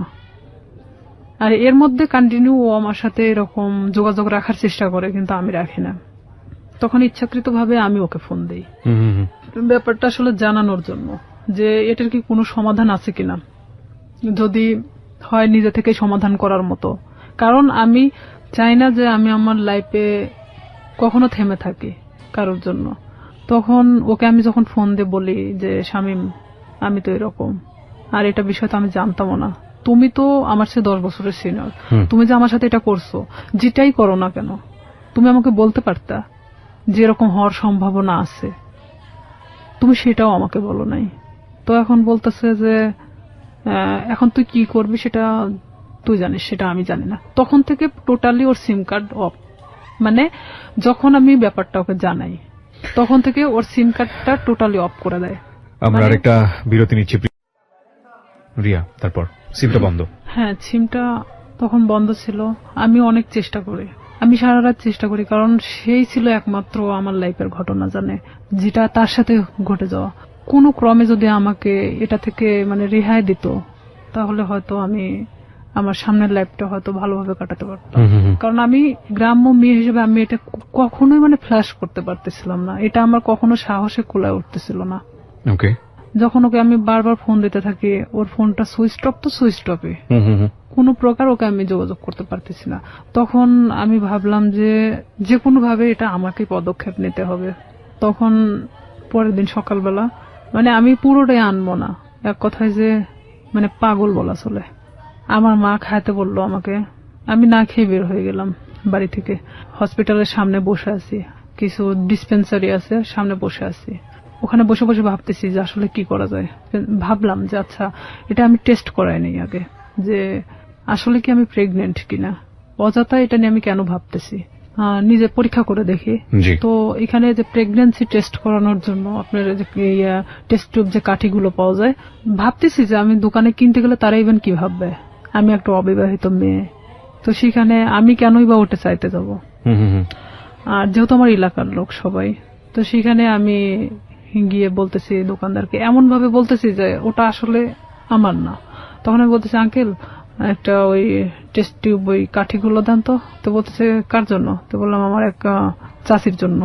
বলতে একটু তাড়াতাড়ি দেন, মানে এমন আমি উৎসাহী দেখাচ্ছিলাম যে আমি আসলে এটার প্রতি কোনো চিন্তা করতেছি না, জাস্ট আমাকে কেউ কিনতে দিছে এরকম ভাব। তো আমি ওটা নিয়ে বাড়ি চলে আসি। বাড়িতে আসার পরে আমি বাথরুমে গিয়ে আমি টেস্ট করাই, টেস্ট করানোর পরে দেখি যে হ্যাঁ আমি প্রেগনেন্ট। আমি মানে নিশ্চিন্ত সেখানে, পরে মানে আমি আর উঠে দাঁড়াতে পারতেছি না। যতটা মানে এটা নিয়ে নিশ্চিন্ত হচ্ছি, এতটা মানে আমি নিজে থেকে মানে নর্মাল হয়ে পড়তেছি। যেহেতু আমি এটা নিশ্চিত হতে পারছি, এখন এটাকে কিভাবে সমাধান করতে হবে সেটা ঠিক আমাকেই করতে হবে। আমি যে দোকান থেকে ওটা নিছি, তো ওই দোকানে গিয়ে আমি বললাম যে আঙ্কেল, মানে যার জন্য কাঠিটা নেওয়া হয়েছিল আমার সে চাচি হয়, তো ওনার তো 1 বছরের একটা বাচ্চা আছে। তো আসলে এটা সত্যি যে আমাদের চাচিমার 1 বছরের একটা বাচ্চা ছিল। আমি বলতেছি ওনার তো 1 বছরের একটা বাচ্চা আছে, তো উনি আবার তো প্রেগনেন্ট, তো উনি এটাকে অ্যাবর্শন করাতে চাচ্ছে। তো বলতেছে কয় মাস? তো বললাম যে সঠিক তো আমি জানি না। তো বলতেছে যে তুমি শুনে আসিও, তাহলে সে অনুযায়ী মানে বলা যাবে। তো আমি সেই মুহূর্তের জন্য ভাবলাম যে আসলে এটা আমার একদিন ওয়েট করাটা উচিত, যেহেতু এখানে পুরোটা আমি নিজেকে এড়ানোর চেষ্টা করতেছি। পরের দিন সকালে আবার যাই, যাওয়ার পরে বলতেছি যে আমার কাছে বলা হয়েছে 1.5 মাস। তো বলতেছে যে 1.5 মাস হলে আসলে তো আসলে এইভাবে তো এগুলো খুব সেন্সিটিভ একটা জিনিস, অনেক রিস্কি হয়ে যায়। তো থাক না, 1 বছরে যেহেতু বাচ্চা আছে এটা থেকে যাক, সমস্যা কি? তা আমি বলতেছি আসলে আমার চাচাও তো খুব একটা ভালো দেখে না, তো ওই ক্ষেত্রে আসলে চাচি চাচ্ছে না যে বাচ্চাটা রাখুক। তো এখানে আমি বলতেছি না, আসলে আমাকে তো খুব জোর করে বলছে যে বাচ্চাটা সে রাখবেই না, তো সেখানে যদি আপনি পারতেন ওষুধটা দিলে উপকার হতো। তো আমি আসলে সেভাবে উৎসাহ দেখাচ্ছি না, কারণ এখানে দেখাতে গেলে দেখা যায় যে নিজেরটা একটু মানে বেশিটা বাড়ায় আসে। তখন আমি 2-3 বার রিকোয়েস্ট করার পরে তো বলতেছে যে আসলে এটা তো কোনো খুব হাই রিস্ক, তো প্রেগন্যান্সি থেকে থাকে তাহলে কি উনি নিশ্চিন্ত? তো বললাম হ্যাঁ নিশ্চিত যে প্রেগন্যান্ট উনি। ওষুধ আমাকে দিল, দেওয়ার পর বলতেছে এই ওষুধগুলো ওনাকে 4টা ওষুধই একসাথে খেতে বলবেন, 12 ঘন্টার মধ্যে এটা অ্যাবর্শন হয়ে যাবে, কিন্তু ব্লিডিং হতে থাকবে। এটা কিন্তু ওনাকে এই ব্লিডিংটা নিয়ন্ত্রণ করার জন্য তাকে কিন্তু ট্রিটমেন্ট নিতে হবে, আমাকে এই কথা বললো। আমার চিন্তা যে আমি খাওয়ার পরে যদি অ্যাবর্শন হয়ে যায় তারপর আমি মারা গেলে যাক, বাঁচি মরি, ওটা কোনো সমস্যা নেই। হ্যাঁ, আমি তখন চিন্তা করতেছি যে যেটাই হোক না কেন আমি যে কোনো ভাবে বোঝাতে পারবো তাদেরকে যেটা আমার নর্মালি এটা আমার হয়ে গেছে। তখন আমি বাড়িতে চলে আসি। বাড়িতে আসার পরে আমি এই জিনিসটা রাত্রেবেলা খাই। খাওয়ার পরে আমার ঠিক রাত 12টা 12:30টার দিকে আমার পেটে অনেক পেন করে, অনেক ব্যথা করতেছিল। আমি কিছুতে মানে ঠিক থাকতে পারতেছিলাম না।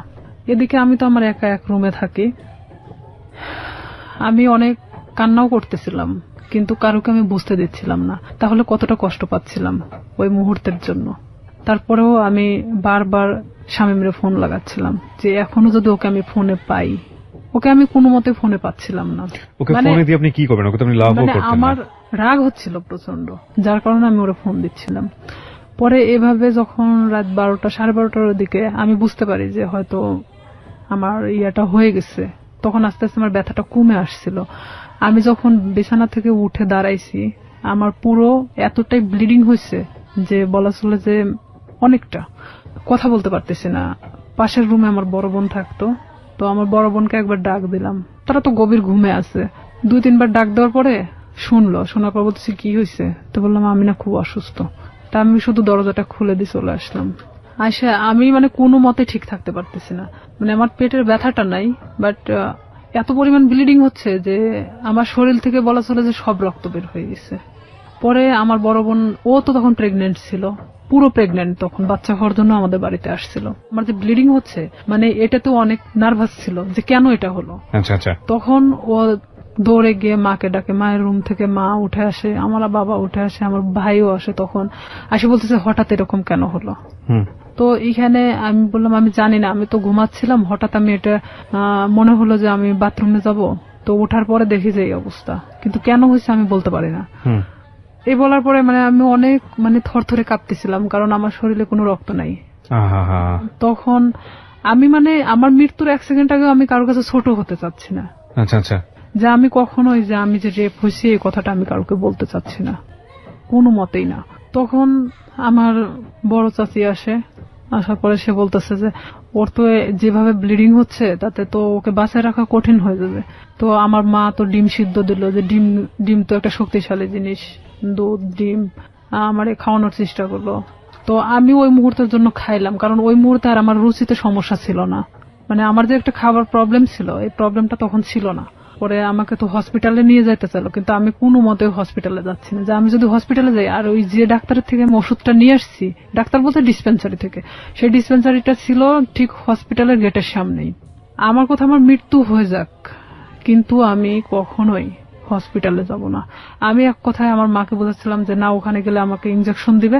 আমি মানে ওর সিরিঞ্জকে খুব ভয় পেতাম ছোট থেকেই। মা বলতে কি আমার সবাই জানতো যে আমি সিরিঞ্জ অনেক ভয় পাই। আমি বলতেছি না, ওখানে গেলে ডাক্তার আমাকে ধরে ইনজেকশন দিবে, আমি থাকতে পারবো না, আমি মারা যাবো, তার চেয়ে বরঞ্চ আমি এখানে মারা যাই। আমি কিছুতেই মানে হসপিটালে যেতে ইচ্ছুক না। পরে এর মধ্যে এক ডাক্তারকে নিয়ে আসা হলো, আমার বাবা গিয়ে নিয়ে আসলো। নিয়ে আসার পরে এখনো কিছু বলে নাই যে সেই দিন কি বুঝতে পারছিল কিনা যে আমি কি করছি। সে বলতেছে এটা হঠাৎ করে হওয়ার তো কোনো মানেই হয় না, এটা আসলে টেস্ট করানো দরকার। তখন আমি বলতেছি না, আমি টেস্ট করাবো না। তো বলতেছে কেন? তেমন বলতেছে যে আচ্ছা এটা সিম্পল একটা জিনিস, দেখবা কাল ঠিক হয়ে গেছে। তখন আমার মা বলতেছে তোর প্রবলেমটা কি, তুই কেন এগুলোকে টেস্ট করাতে চাচ্ছিস না? তেমন বলছে হ্যাঁ ঠিক আছে টেস্ট করাবো, কিন্তু আমাকে যদি কোনো ওষুধ দেয় আমি খাবো, কিন্তু আমাকে যদি কোনো ইনজেকশন দেওয়া হয় আমি কিন্তু নিব না। মানে তাদেরকে আমি শুধু ইনজেকশনের ভয়টা দেখাচ্ছিলাম। তো বলতেছে আচ্ছা ঠিক আছে। তো এর মধ্যে ওই ডাক্তার যে ব্লিডিং কমানোর জন্য যে ওষুধটা দিয়ে গেছে, এটাতেই আমার অনেকটা কাজ হয়েছে। মানে আমি সকালে ঘুম থেকে উঠে দেখি বলা চলে যে আমার ব্লিডিং নাই, মানে আমার কোনো ব্লাড বের হচ্ছে না। তখন আমি মাকে বললাম, মা আমার তো আর কোনো সমস্যা হচ্ছে না, তো আমার তো আর হসপিটালে যাওয়ার দরকার নেই। তো মা বলতেছে যে তাহলে তো ভালো হয়ে যাচ্ছিস, তাহলে এই ওষুধই খা। তো আমি ওইভাবেই প্রায় 1 মাসের মতো আমি অনেকটা অসুস্থ ছিলাম, মানে উঠে দাঁড়াতে পারতাম না, বসতে পারতাম না। তারপরেও মানে আমি দেখাচ্ছিলাম যে আমি অনেকটা সুস্থ, কিন্তু আমি শারীরিকভাবে ভিতর থেকে খুবই অসুস্থ ছিলাম। তখন আস্তে আস্তে যখন আমি আগের পর্যায়ে আবার ফেরত আসি, আমি সবকিছু ভুলে যাওয়ার চেষ্টা করি। কিন্তু শামীম আবারও যখন দেখলো যে আমি স্বাভাবিক ভালো মানুষ, নিজের মতো করে চলতে পারতেছি, তখন ও কি করলো, আমাকে আবার ফোন দেওয়া শুরু করলো। আমাকে আবার ফোন দেয়। আমি তখন এক ধরনের অনেক বকাবাজি করি, তুই আমাকে কখনো ফোন দিবি না। তখন আমি ওকে তুই তুকারি করে কথা বলতাম যে তুই আমাকে কখনো ফোন দিবি না, আর যদি ফোন দিস আমি এই বিষয়গুলো কিন্তু সবাইকে বলে দেব। তখন ও বলে কি যে তুই কি বলবি, তোর যে ভিডিও আছে আমার কাছে এটা তুই জানিস। আমাকে ঠিক এইভাবে বলা হয় যে সেদিনকার ঘটনা যে আমার কাছে ভিডিও আছে আমার ফোনে, তুই কি এটা জানিস? আমি মানে ক্রমশ মানে নিজের সাথে মানে যুদ্ধ করতেছি, মনে হচ্ছে আমার মধ্যে একটা গেরিলা যুদ্ধ শুরু হয়েছে। তখন আমি অনেকটা শর্ট হয়ে যাই যে আসলে এটা কি হচ্ছে, আমি কি একটা করে সমস্যা আমি এভাবে সমাধান করবো আর একটা করে সমস্যা আমার সামনে এসে দাঁড়াবে? আমি ওকে বলি যে শামীম, এটার বিনিময়ে তুমি কি চাও? আমাকে ভিডিওটা দিয়ে দিতে হবে। তো বলতেছে তার বিনিময়ে আমি যখন যেভাবে চাইবো তখন তোকে সেইভাবে আসতে হবে। আমি বলি এটা অসম্ভব, কারণ আমি যখন অনেকটা কষ্টের মধ্যে ছিলাম, প্রেগনেন্ট ছিলাম, তখন একটা বারের জন্য আমার পাশে এসে দাঁড়াও নাই। আমি এই জিনিসটাকে কিভাবে সমাধান করছি পুরোটা আমার নিজের মতো করে। সেখানে যদি একবারের জন্য ফ্ল্যাশ হতো তখন কি হতো? আসলে এখানে মূল উদ্দেশ্য আর একটা ছিল যে ওকে না পছন্দ করার। ওর অনেক মেয়ের সাথে সম্পর্ক ছিল, যেটা আমি জানতাম, আমার ভাই অনেক সময় গল্প করতো, যার কারণে ওকে আমি অ্যাকসেপ্ট করতাম না। তাছাড়া এত কিছুর মাঝখানে আমি ওকে অ্যাকসেপ্ট করাটাই স্বাভাবিক ছিল, কিন্তু আমি ওর ঘটনা জানতাম যে ও এরকমই মানুষের সাথে করে, যার কারণে আমি ওকে পছন্দ করতাম না। তখন ও বলে কি, তুই যদি কালকে সকালে আমার বাসায় না আসিস আমি তাহলে তো কিন্তু এই ভিডিওটা দেখবি যে কালকে বিকেলবেলা সবার হাতে চলে গেছে। আমি একবার ভাবতেছিলাম যে আমি কি আমার ফ্যামিলিকে কথাটা জানাবো, আবার এটাও ভাবতেছিলাম যে এটা কিভাবে সম্ভব আমি এই কথাগুলো তাদেরকে বলবো। আর আমার লাইফে তো আমার অনেক বড় হওয়ার দরকার, যেখানে আমি থেমে যাবো এখানেই। হয়তো আমার পড়াশোনা হবে না, হয়তো মানুষ আমাকে নিয়ে বিভিন্ন ধরনের কথা বলবে। আমি কিভাবে সম্ভব যে আমি সামনের দিকে আগাবো? তখন সবকিছু নিজেকে যেভাবেই হোক না কেন আমি বলি যে হ্যাঁ আমি তোমার কথা শুনবো, কিন্তু আমাকে ভিডিওটা দিয়ে দিতে হবে, কিন্তু কোনো কপি রাখা যাবে না। তো আমাকে বলে যে ঠিক আছে আমি দিয়ে দিব, কিন্তু কিছুদিন পর, আগে দেখি যে তোমার মতিগতিটা কি। তখন নেক্সট টাইম আমি ওর বাসাতে আরেকবার যাই। যাওয়ার পরে তখন আমি বিভিন্ন কৌশলে চেষ্টা করে ওর থেকে ভিডিও, আমি ওকে বোঝাতে চাই যে আসলে এক পর্যায়ে ওকে আমি পছন্দ করে ফেলছি। তখন ওকে আমি এভাবে বলি যে ঠিক আছে ভিডিওটা আমাকে দেখাও, আমি নিব না, বাট আমাকে দেখাও, প্রয়োজন হলে তুমি আরো ভিডিও করো, সমস্যা নেই, কারণ এখন আমি তোমাকে পছন্দ করি। আমি তাকে ঠিক এভাবে বোঝাচ্ছিলাম যে আমি ভিডিওটা যে কোনো কৌশলে নিতে চাচ্ছিলাম। তখন এক পর্যায়ে ওর বাসাতে আমি 2 থেকে 3 বার যখন যাই, যাওয়ার পরে ওর এক ধরনের হয়তো বিশ্বাস হয়ে যায় যে আমি হয়তো তাকে পছন্দ করি এখন। তখন সে কি করে, ভিডিওটা একদিন আমাকে দেখাচ্ছিল, মানে তো সেদিন ওর বাসাতে ওর মা আছে, কিন্তু আমি পিছন দরজা দিয়ে ঢুকছি, আমাকে কখনো ভিতরে কথা বলতে দিত না। তো ভিডিওটা যখন আমি দেখছিলাম, ওর মা তখন মানে রুমে নক করতেছিল, তখন ও আমাকে বলে কি যে তুমি ওই পাশে ওয়ার্ড্রোবের ওই পাশে দাঁড়াও, আমি দরজাটা খুলি। তখন ও ঠিক দরজাটা খুলে ওর মার সাথে কথা বলে, ও ফোনটা আমার কাছে রেখে চলে যায়। ওর মার সাথে যখন কথা বলতেছিল তখন আমি ফোন থেকে আমার মেমোরি কার্ডটা বের করে নিই, ও তখন আমি বুঝতে দেইনি, কিন্তু আমি জানতাম না যে ও সেটা কপি করে অন্য কোথাও রাখছে। মানে এটা যে শুধু ওর কাছে একটা না, কপি করে অন্যান্য জায়গাতে বসে রেখেছে। অন্য ওর মেমোরি কার্ডেও ছিল। কত সালের ঘটনা এটা আপনারা? এটা ওই 2007-এর শেষে, 8-এর দিকে। 2007 কিংবা 8, আমি যতদূর জানি যে আইসিটি যে নিয়ম নীতি বা আইন বা অ্যাক্ট সেগুলো কিন্তু হয়নি। হ্যাঁ, আইন সম্পর্কে অতটা আমার ধারণা ছিল না, আর আমি তো অনেক ছোট ছিলাম তখন, সাথে তখন আমি 8-এ পড়ি। রাইট, ওকে। কপিটা নিয়ে আসার পরে আমি, ও তখন যখন মানে ফোনটা দেখছে যে ওর ফোনে মেমোরি কার্ড নাই, তখন আমি চলে আসার পরে দেখছে যে ওর ফোনে মেমোরি কার্ড নাই, তখন আমার বলতেছে যে তুমি কি মনে করো নিজেকে খুব চালাক, আমাকে এভাবে বলতেছে। আমি বললাম কেন? তো বলতেছে যে তুমি মেমোরি কার্ডটা খুলে নিয়ে গেছো। আমি বললাম যে আমি তখন ঠিক এভাবেই বলি, আমি এটার অপেক্ষাতেই ছিলাম। তো বলতেছে তুমি, তোমার ধারণা কি করে হলো যে আমার কাছে একটা থাকবে? আমি যেটা তোমাকে দেখাচ্ছিলাম সেটা কপি ছিল, আমাকে এভাবে বললো। ও কি সত্যি সত্যি ভিডিওটা করেছিল? হ্যাঁ, ছিল। ওকে। তারপরে আমি ওটা নিশ্চিন্ত হওয়ার জন্য দেখলাম, এই মেমোরি কার্ডটা আমার ফোনে তুললাম, তুলে দেখি যে হ্যাঁ, সেই দিনের যে ধস্তাধস্তির ঘটনাটা ছিল সেটাও পুরোটাই ওর প্ল্যান মাফিক ছিল। ওকে। তখন ওর ফোনটা যে ওর ওয়ার্ড্রোবের উপর মানে ভিডিও হচ্ছে এটা আমি জানতাম না তখনকার জন্য। তখন আমি যখন মেমোরি কার্ডটা বাথরুমের মধ্যে ফেলে দেওয়ার পর আমি ভাবি যে এটা নিশ্চিন্তে শেষ। কিন্তু যখন আমাকে ফোন দিয়ে কথাগুলো বলা হয় যে তুই কি জানিস যে এটার আর একটা কপি আছে, তখন আমি না অনেকটা আবার হয়ে যায় যে আমি এখন এর প্রতি আবার কিভাবে বিশ্বাস ধরাবো। আর না হলে তো সে আমাকে এভাবেই ব্যবহার করতে থাকবে সারাটা জীবন।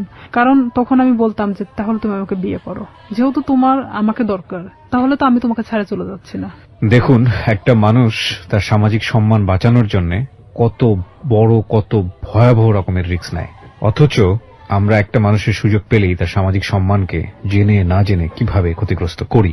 আমরা ফিরে আসবো প্রিয় শ্রোতা, মাত্র 4 মিনিটের বিরতি নিচ্ছি। 4 মিনিট পরে এই জীবন গল্পে আবারও ফিরছি, আশা করছি আমাদের সাথেই থাকবেন। ছিলাম রিয়া, আপনি যেটা বলছিলেন যে আপনি জানতে পারলেন যে আরো একটি কপি ওর কাছে আছে। হ্যাঁ, আমি তখন এটাই ভাবতেছিলাম যে তাহলে ওর প্রতি আমি আবার কিভাবে এই জিনিসটা বিয়ে করার প্রস্তাব দেই। তখন ও এরকম বলে যে না, আমি পড়াশোনা করতেছি, তো এখন তো বিয়ে করা সম্ভব না, ফ্যামিলি থেকেও তো এখন বিয়ে দিবে না, বিয়ে করার দরকার নেই, তাহলে আমাকে কিসের দরকার, আমরা এভাবে সম্পর্ক চালায় যাই, সময় হলে বিয়ে করে নেব, এই কথা বলে। আমি বলি না, এটাতে আমি থাকতে পারবো না এভাবে, কারণ তুমি যখন চাইবা তখন আমি যাব, আর এভাবে আমারও তো একটা জীবন, আমি না কোনো সময় তো ধরা পড়ে যেতে পারি, আমার পড়াশোনা আছে। তখনও বলতেছে যে তুমি তোমার মতো চলবা, জাস্ট মাঝে মধ্যে আমার সাথে দেখা করবা। আমি তখন রাজি হই না, যে তাহলে আমাকে ছেড়ে দাও এখান থেকে। তো ও বলে কি যে তুই যদি এখান থেকে বের হওয়ার চেষ্টা করিস তাহলে একটাই কথা বলবো, তোর ছোট বোন আছে, তার সাথেও ঠিক একই ঘটনা ঘটবে, আমার যে ছোট। তখনও কি ওই শামীম কি আপনার বড় ভাইয়ের ফ্রেন্ড হিসেবেই আছে? হ্যাঁ, তখনও আছে। তো আমার ফ্যামিলি তো তখনও জানতো না যে তার সাথে আমার সম্পর্ক এরকম চলতেছে। তখন ঠিক 1 বছরের মাথায় এসে আমার ফ্যামিলি জানা যায়। কিভাবে জানলো, মানে আমি যে ফোনে কথা বলতাম, শামীমের নাম্বারটা আমার ফোনে অন্য নামে সেভ করা ছিল, একটা মেয়ে নামে সেভ করা ছিল, মেয়েদের নামে। আমি ফোনটা রেখে গোসল করতে যাই, আমাদের তো বাড়িটা নদীর পাশে, তো নদীতে গোসল করতে যাই, তখন আমার বড় বোন ফোনটা দেখতে দেখতে শামীমের নাম্বারটা, মানে সে দেখে ভাবে যে এই নাম্বারটা সম্ভবত আমার ভাইয়ের ফোনেও দেখছে। আচ্ছা। তখন আমার বোন এই নাম্বারটা নিয়ে এসে তার সাথে মানে অ্যাড করে। আর এই নাম্বারটা এখানে একটা মেয়েদের নামে সেভ করা, তার মানেটা কি? তখন আমার বোনের মানে অলরেডি বাচ্চা হয়ে গেছে, 7 দিন না 8 দিন বয়স। তো সেখানে ও যখন ভাইয়ের সাথে ডিসকাস করে এই বিষয়টা নিয়ে যে নাম্বারটা কার, তখন দেখছে যে এটা শামীমের নাম্বার। তখন আমি যখন বাড়িতে আসি গোসল শেষ করে চেঞ্জ করার পরে আমার ভাই আমাকে ডাকে। সে কিন্তু আমার সাথে কথা বলে না, ডাকতে বলতেছে যে এই নাম্বারটা কার। তখন এক পর্যায়ে আমি মনে চুমকে উঠি, প্রশ্ন করতেছে কেন। তখন আমি না চুপ মারে তাকায় আছি। তখন বলতেছে যে নাম্বারটা কার। তো আমি বলতেছি শামীমের। তো বলতেছে যে শামীমের নাম্বার তোর ফোনে কেন? বুঝলাম তোর ফোনে আছে, কিন্তু অন্য একটা নামে কেন? তখন মানে আমি কোনো কথা বলতে পারি না, চুপচাপ দাঁড়ায় আছি। আমার ভাই আমার একটা থাপ্পড় মারে, এমন ভাবে মারে আমার মানে এই গালটা ফাটে রক্ত বেরোয় যায়। বড় ভাই? হ্যাঁ। তখন আমার মা ধরার পরে বলতেছে যে মারামারি বাদ দিয়ে আসলে ঘটনাটা কি হয়েছে সেটা জানে। তখন আমার মা আমাকে জিজ্ঞেস করলো যে তার সাথে তোর কিসের সম্পর্ক। তো আমি তাদেরকে বললাম যে সে আমাকে পছন্দ করে, আমিও তাকে পছন্দ করি। ঠিক ব্যাপারটা নর্মালি বলে দিলাম। আসলে কি পছন্দ করতেন? এক পর্যায়ে এই 1 বছরের মধ্যে তার সাথে আমি এভাবে মানে পছন্দ হয়ে গেছে যে আমি তো তাকে, সে আমাকে ছাড়তেছে না আর আমিও তার থেকে বের হতে পারতেছি না। তো আমি জানতাম যে আমার লাইফটা এভাবেই চলবে যতদিন হয়তো এখান থেকে সে আমাকে মুক্তি না দিচ্ছে কিংবা আমাকে বিয়ে না করতেছে। আর আমি তখন থেকে এটাই চিন্তা ভাবনা নিয়ে নিলাম যে যেভাবেই চলুক না কেন, যতদিন নিজের পায়ে মানে নিজে না দাঁড়াতে পারতেছি আমি প্রতিবাদ করব না এটা নিয়ে। তখন আমার ভাই আমাকে অনেক মারার পরে বলতেছে তুই জানিস ওর সম্পর্কে? আমি বললাম যে হ্যাঁ আমি জানি। তো বলতেছে যে কি জানিস তুই? তো বলতেছি যে ও যে অনেক মেয়ের সাথে সম্পর্ক ছিল কিন্তু এখন তো নাই, ও আমাকে সবকিছুই বলছে। তো বলতেছে যে ওর যে এখনো রীতা নামে একটা মেয়ের সাথে সম্পর্ক আছে তুই জানিস? তো আমি বললাম যে হ্যাঁ আমি জানি, আমি কিন্তু কিছুই জানি না, তারপর আমি স্বীকার করতেছি যে হ্যাঁ জানি। তো বলতেছে যে তোকে কি বলছে? তো আমি বললাম যে হ্যাঁ তার সাথে নাকি সম্পর্ক ছিল এখন নাই। তো বলতেছে ও যে গত পরশুদিনও আমার সাথে গিয়ে দেখা করে আসলো রীতার সাথে, তোকে এই কথাটা বলছে? আমার ভাই কিন্তু নর্মালি আমাকে এভাবে জিজ্ঞেস করতেছে। তাই আমি বলতেছি হ্যাঁ আমাকে বলছে। তো আমি আসলে তাদের মধ্যে তাল পাকায় দিচ্ছিলাম এরকম যে শামীম যদি আমাকে বলে থাকে তাহলে রীতার সাথে কেন সম্পর্ক? তাহলে শামীম আমার সাথে তাহলে এ ধরনের কি ধরনের খেলা খেলতেছে? তখন আমার ভাই বলে যে তুই আরো একটা বিষয় শুনে রাখ, শামীমের সাথে তুই সম্পর্ক রাখিস না। যতই আমি তোকে মারধর করে যাই করি না কেন, তারপরেও তুই আমার বোন। ও আমাকে মারার জন্য তোকে বেছে নিছে। আমি বললাম কেন? তো বলতেছে যে একটা বিষয় নিয়ে ওর সাথে আমার গন্ডগোল হয়েছে, যার কারণে ও আমাকে এমন ভাবে মারতে চাচ্ছে যেটা মৃত মানুষের চেয়েও অন্যরকম একটা ইয়া। তো এখন আমি বলতেছি যে হ্যাঁ সেটা বিষয় আমি জানি, মানে এক কথায় আমি সবকিছু স্বীকার করতেছি যে আমি জানি। তখন এক পর্যায়ে আমি শুয়ে এটা ভাবতে থাকি যে আসলে আমার ভাইয়ের সাথে কি ঘটছে তার। তখন আমি শামীমরে ফোন লাগাই বলি শামীম ভাইয়ের সাথে তোমার প্রবলেমটা কি? তো বলতেছে কি না তো কোনো প্রবলেম নেই। তাই আমি বললাম যে ভাই তো তোমার আমার বিষয় জানে গেছে, তো এইখানে এখন আমার মনে হয় যে বলে দেওয়াটা উচিত সবকিছু। তো বলতেছে যে না বলো না, এখানে সমস্যাটা হলো কি আমি তো পড়াশোনা করি, এখন যদি আমি তোমাকে বিয়ে করি, ও তখন এখন এক ধরনের নর্মালি মানে কথা বলতেছে, তোমাকে যদি আমি এখন বিয়ে করি তাহলে আমাকে কিন্তু গার্মেন্টসে থাকা ছাড়া উপায় হবে না, কারণ আমার ফ্যামিলি তোমাকে কখনোই মানে নেবে না। তারা চায় যে তার ছেলেকে বিয়ে দিবে একটা চাকরিজীবী মেয়ের সাথে। আমার রাগ ওঠে একটু যে তুই জানিস যে তোর ফ্যামিলি তোকে আমার সাথে বিয়ে দিবে না, এটা আমিও জানতাম, তাহলে আমার সাথে এটা করার দরকার ছিল কি? এক পর্যায়ে তার সাথে আমার অনেক রাগারাগি হয়। এটা 2008 সালের ঘটনা। তারপরে শামীম এক পর্যায়ে আমার সাথে একটা ব্রেকআপ সৃষ্টি করে। সে চাচ্ছিল যে আমি তার থেকে দূরে সরে যাই, আর আমিও তখন এক পর্যায়ে চাচ্ছিলাম যে আমি যে কোনো মূল্য ওকে চাই। সে আমার জীবনটাকে নিয়ে এভাবে খেলতে পারে না, কারণ আমার ফ্যামিলি তখন জেনে গেছে যে তার সাথে আমার সম্পর্ক চলতেছে। তখন এক পর্যায়ে আমি আমার ফ্যামিলির সাথেও যুদ্ধ করি, আর এদিকে ও আমাকে কিন্তু যতটাই ভালোবাসুক না কেন আমার ফ্যামিলি থেকেও দূরে সরায় দিছে। দেখা যাচ্ছে আমার ফ্যামিলির বিষয়ে অনেক কথা বলে যে তোমার ভাই আমার থেকে দূরে সরানোর জন্য তোমাকে এই ধরনের হয়তো খারাপ কথা বলে আমার সম্পর্কে। তো আমি দেখতাম যে অবশ্যই আমার ভালোবাসার সম্পর্ক ফাটল ধরানোর জন্য তারা হয়তো এই ধরনের তার খারাপ বিষয়গুলো তুলে ধরে। তো এক পর্যায়ে আমার ফ্যামিলির সাথে কথা বলা বন্ধ করে দেই আমি। 2011 সালে ওর সাথে আমার ফুললি ব্রেকআপ হয়ে যায়, মানে ওর সাথে আমার কোনো প্রকার যোগাযোগ নেই। আর হঠাৎ করে মানে ও ফোন টোন অফ করে দিছে, কোনোভাবে খুঁজে পাওয়া যাচ্ছে না, মানে আমি অন্তত ওকে খুঁজে পাচ্ছি না। এক পর্যায়ে এলাকার এর মধ্যে সবাই জানে গেছে যে শামীমের সাথে আমার সম্পর্ক, কিন্তু এই যে পূর্বে যে ঘটনাটা যে সম্পর্কটা সৃষ্টি হলো কোথা থেকে এটা কিন্তু কেউই জানতো না। ব্রেকআপের পরে আমি দিশেহারা হয়ে যাই যে আমি এখন কি করব। তখন এর মধ্যে 2010 সালে তো আমি এসএসসি পাস করছি। অলওয়েজ সময় নিয়োগপত্র দেখে থাকি যে কখন কোথায় নিয়োগ দিচ্ছে। এক পর্যায়ে দেখি যে হ্যাঁ পুলিশে নিয়োগ দিচ্ছে, কিন্তু আমার বয়স হয়নি, 18 বছর পূর্ণ হয়নি।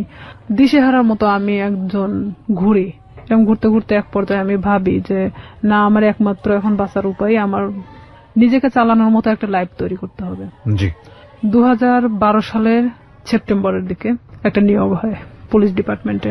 এর মধ্যে কিন্তু শামীমের সাথে আমার কোনো প্রকার যোগাযোগ নেই, কোনো প্রকার সম্পর্ক নাই। আর ওকে, কিন্তু মনের মধ্যে ভয়টা কাজ করে, না জানি কখন ভিডিওটা পাবলিশ করে দেয়, তাই কি? নাকি ও ভিডিওটার বিষয়টাও ছিল। আর একটা কথা যে এক পর্যায়ে আমি ওকে ভালোবেসে ফেলছিলাম। আর একটা বিষয় যে আমার এটা চিন্তা ছিল যে তুই যদি ভিডিওটা ফ্ল্যাশ করিস অন্তত আমি তোর গলায় ঝুলে যাব। আমি জানতাম যে তারপরে পাবলিসিটিতে এটা দেখাবে না। ঠিক আছে, তো ওর গলায় ঝুললে আমার কোনো আপত্তি নাই, ও যদি করে তো করবে। আমি পুরোটাই এখন ওর গলায় ঝুলার জন্য মানে প্রস্তুত।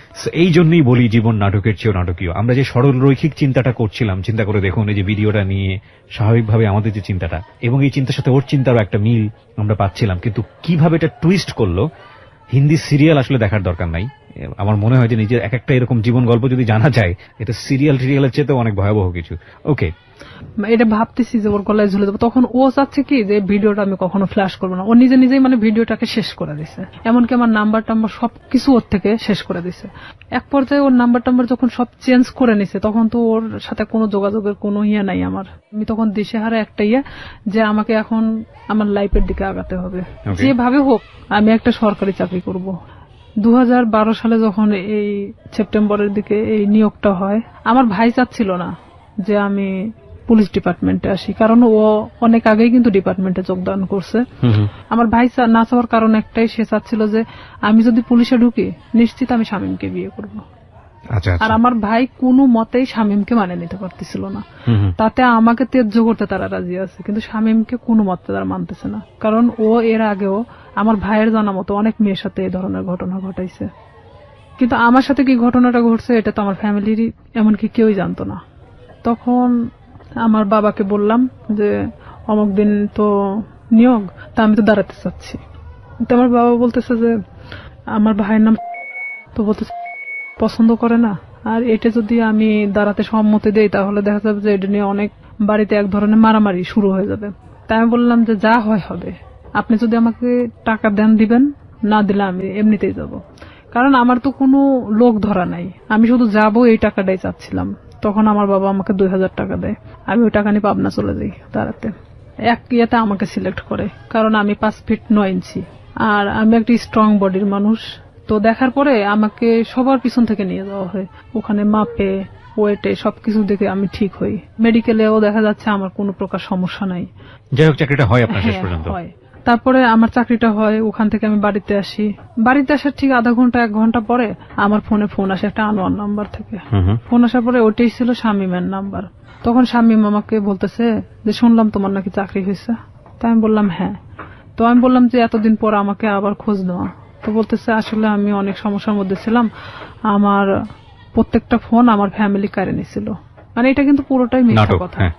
আমি জানতাম, জানা সত্ত্বেও মানে আমি ওর সাথে আবারও কথা বলতে থাকি। ভালো লাগে আপনার? হ্যাঁ, যেহেতু আমি ওকে মনে প্রাণে চাচ্ছিলাম, আমি আবারও ওর সাথে কথা বলতে থাকি। আমি এর মধ্যে ট্রেনিং এ চলে যাই, ট্রেনিং শেষ করি, ডিস্ট্রিক্টে যখন জয়েন্ট করি।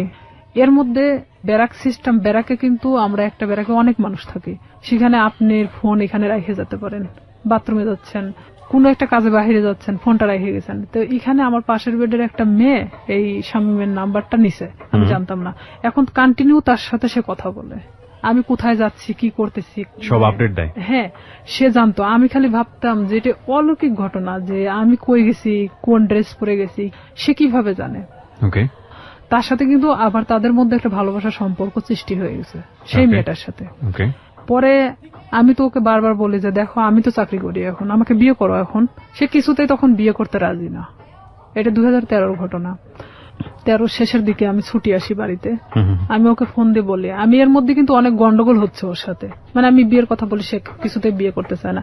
এদিকে আমার ফ্যামিলি তো মানে শামীমকে নিয়ে তো খুব একটা ডিস্টার্ব ফিল করতেছে। তো আমি এদিকে ওকে বারবার চাপ দেওয়া সত্ত্বেও আমাকে কিছুতেই মানে বিয়ে করতে চাচ্ছে না, তো চাচ্ছে না। তখন আমি বলি ঠিক আছে আমি বাড়িতে আসতেছি, যা করার করব। এই কথা বলে আমি বাড়ি চলে আসি। ফোন দিলাম, ফোন দিয়ে বলতেছি যে আমি তোর সাথে দেখা করতে চাই। ও আমাকে বলে যে আমি দেখা করতে পারবো না। তাই আমি ডিরেক্টলি ওর বাড়িতে চলে গেছি এই ফোনে কথা বলতে বলতেই। কারণ তখন আমি যখন পুলিশ ডিপার্টমেন্টে আসি তখন আমার সাহসটা ছিল অন্যরকম, কনফিডেন্স বেড়ে গিয়েছে। হ্যাঁ, আর আমি তখন চাকরিজীবী একটা মেয়ে। যাওয়ার পরে ও দেখি যে চেয়ারের পর বসে আছে, ওর মা পাশে বসে। ও আমাকে দেখে করলো কি, এক দৌড় রুমের মধ্যে চলে গেল, যাওয়ার রুমটা আটকায় দিল। দেওয়ার পরে ওর মা বলতেছে কি হয়েছে। ওর মারা সবাই তো জানতো আমার সাথে সম্পর্ক আছে। বলতেছে কি হয়েছে, তোমার প্রবলেম কি। আমাকে কিছুতেই ওই ঘরের দিকে আগেতে দিচ্ছে না। আমি বললাম যে আপনার ছেলেকে জিজ্ঞেস করেন, সে আমার সাথে কেন এরকম করতেছে। আপনারা জানেন, আমার ফ্যামিলি জানে, সবাই জানে যে তার সাথে আমার সম্পর্ক, তাহলে কেন আজকে ও অস্বীকার করতেছে। তো বলতেছে এটা তোমার ব্যাপার, কিন্তু আমার বাড়িতে কোনো সিক্রেট চলবে না। এটাও ঠিক, তাদের তো কোনো বিষয় না, তারাও তো আমার সাথে বিয়ে দিতে চায় না। তখন আমি নিরুপায় ওখান থেকে বের হয়ে চলে আসি। আসার পর বাড়িতে আসার পরে আমি অনেক অসুস্থ হয়ে যাই। এক পর্যায়ে আমাকে হসপিটালে নিয়ে যায়, স্যালাইন চলতেছে। এর মধ্যে আমি যে ডিস্ট্রিক্টে চাকরি করতাম ওখান থেকে একটা মেয়ের ফোন আসে, আমার পাশের বেডের একটা মেয়ের ফোন আসে। বলতেছে যে শামীম কোথায়। তাই আমি বলছি শামীম কোথায় মানে। তো বলতেছে যে হ্যাঁ, জিজ্ঞেস করলাম। তাই তো বললাম যে জানি না ও কই আছে।